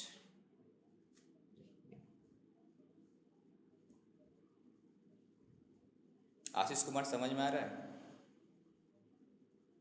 yes sir. तुम तो बोलते हो सर अब इनकम टैक्स का सम्स नहीं करा था, यही तो सम्स है ना। इनकम टैक्स में सम्स क्या होता है, प्रोविजंस होता है। प्रोविजन को समझने के लिए हम लोग को सम्स करने पड़ते हैं। ठीक है। तो ईच एंड एवरी कंसेप्ट के साथ हम लोग सम्स करते हैं। अब सम्स मतलब ये नहीं कि इंस्टीट्यूट का मैथ से उठा वो तो तुम लोग का होमवर्क रहता है, और जो सम्स हम लोग करा देते हैं ऑलरेडी उसमें कवर हो जाता है। एक्स्ट्रा तुमको सब मेहनत करने पड़ेगा। ठीक है। इसके बाद क्या होना, इंस्टीट्यूट का मैथ से करो, स्कैनर से करो, आरटीपी से करो। Now computer costing rupees 1 lakh is kept bye the employer at the residence of the employee. क्या हुआ, एम्प्लॉय का घर पे रखा है, तो ये क्या कौन सा वाला सिचुएशन में आ रहा है बोलो तो, यूज़ ना ट्रांसफ़र। सर यूज वाला तो क्या होगा नील। अब तुम वर्क फ्रॉम होम तुमको दिया है, तुमको कंपनी लैपटॉप भी दिया है, तो क्या उसका परक्यूजिट वैल्यू चार्ज करेगा तुम्हारा income tax? No. Next, furniture costing 1 lakh is given to employ for use के लिए दिया, ये भी याद रहे, यूज़। ठीक है, फोकस यूज़। ये क्या था दोनों सेल, 10% वाला। ये सेल था, ये भी तुम्हारा सेल था। ऑन 1/9 से लेके 31 मार्च 2023 तक कितना महीना हुआ यूज़ के लिए दिया, काउंट करो कितना महीना होता है यहाँ पे। 1/9/2019 मतलब इस साल में हुआ तुम्हारा कितना 9, 10, 11, 12 और वहाँ पे 3, 7 मंथ्स। 1920 में 7 मंथ्स बाकी तो फुल ईयर है, 20 21, 21 22, 22 23 में फुल ईयर है। ठीक है, So 43 months. Now now now अब इनकम टैक्स बोला है यहाँ पे, राइट? तो बताओ यहाँ पे फर्नीचर कितना होगा? 1 लाख का 10%. 10% होगा। तो यहाँ पे 10% क्या पूरा इतना सारा साल का एक साथ होगा कि हर साल ही हुआ होगा? इसका मतलब तो हर साल ही हुआ होगा। अभी Diminishing तो balance. I am standing on what, हम 22 23 में खड़े हैं भाई, हमको तो 22 23 के लिए निकालना है ना, पिछले साल से मतलब ही नहीं है। तो इस साल क्या फुल ईयर है, तो बस 10% डायरेक्ट 10,000 रुपये।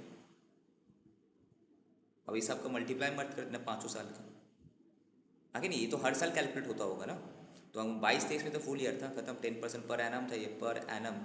अगर सपोज 22 23 में 9 महीना होता तो 9/12 करते, 10 महीने होते तो 10/12 करते हम। ठीक है,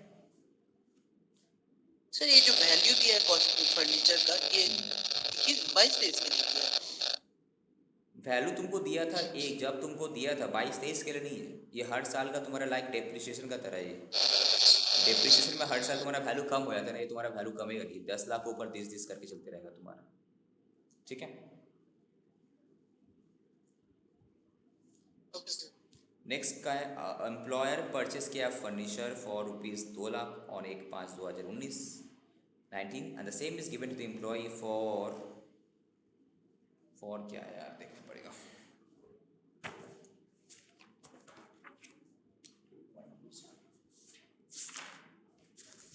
So for use on the same day. क्या है? For For use on the same day. Use on the same day है ना, for use on the same day, तो उसी दिन ही दे दिया बेसिकली 1/5/2021 को। Now subsequently it is sold for ₹12,000 on 1/8/2022। तो बेसिकली तुम्हारे पास दो सॉल्यूशंस होगा, एक यूज़ वाला करना है अलग से, एक ट्रांसफ़र वाला अलग से करना है, राइट? यूज़ कब से कब किया? 1/5/19 से लेकर 1/8/22 तक वो यूज़ किया, राइट? सेल कब किया? बस इसका भी तो यही होगा, कंप्लीटेड ईयर यहीं से काउंट कर लेंगे हम। तो यूज़ सब जब हमको करंट ईयर कौन सा है, करंट ईयर का अगर निकालना है बेसिकली, करंट ईयर मतलब मेरा 2022 23, तो 2022 23 में कितना दिन यूज़ किया? नंबर ऑफ मंथ अप्रैल मई जून जुलाई अगस्त, तो बेसिकली 5 महीने नहीं हुआ, 4 महीने हुए, अप्रैल मई जून जुलाई, तो 4 मंथ्स, राइट?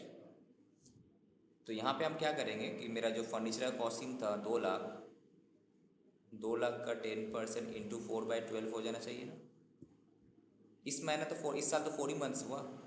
अब ट्रांसफ़र का जब निकालेंगे, ओरिजिनल कॉस्ट कितना था? 2 लाख, उससे माइनस करेंगे डेप्रिसिएशन, राइट? तो डेप्रिसिएशन क्या होता है? कंप्यूटर में फॉल कर रहा है, मोटर कार में फॉल कर रहा है, कि अदर एसेट में फॉल कर रहा है?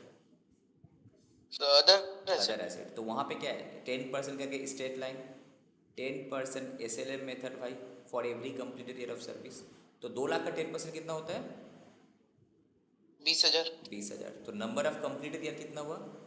19 के बाद 20 एंड 21, 2 ही साल हो रहा है, राइट? 2 साल ही हुआ ना, नहीं 2 साल, 3 साल हो गए, सॉरी। 3 साल हुआ हाँ, ना. 1/5 3 साल होगा, 1/5 है ना ये, तो 3 साल होगा। तो 20, एक साल में 20,000, तो 3 साल में 60,000। SLM मेथड में डेप्रिसिएशन ऐसे ही करते हैं, एक डेप्रिसिएशन का अमाउंट निकाल लो, हर साल का कितना है, 20,000 है, तो एक साल का 20,000, 3 साल का 60,000, तो 60,000 माइनस किए हम, तो यहाँ पे कितना हुआ? 1,40,000 आया। उससे माइनस कर दो सेलिंग प्राइस, कितना में हमको बेचा? 12,000 में बेचा, तो बाकी जो तुम्हारा आया 1,28,000 बेसिकली ये परक्यूजिट वैल्यू हो जाएगा ना। ठीक है, अर्चना लक्ष्मी, तुम लोग को समझ में आया रूम की? हाँ सर। ठीक है, अब देखो जो हम लोग यहाँ पे करें, हैंडराइटिंग को समझ में नहीं आया होगा, इसके लिए तुम लोग कंसेप्ट कैप्सूल में ऑलरेडी है यहाँ।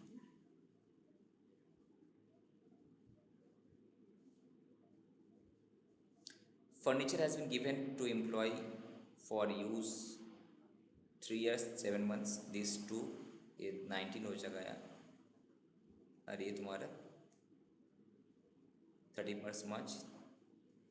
ये 4 वाला सिचुएशन यही था क्या, नहीं कि 5 वाला था? कौन सा करा रहे थे बोलो तो? ये 5 नंबर है। 5 नंबर करा रहे थे ना? हाँ ये हाँ सर। ओके।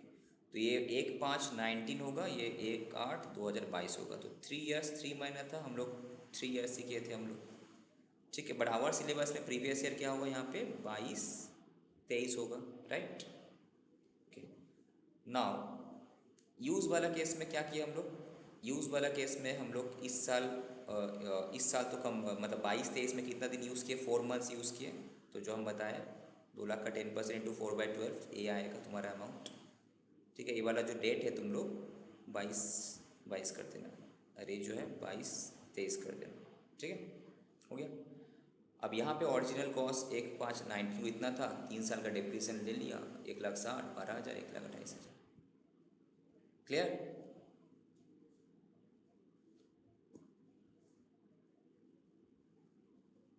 ठीक है,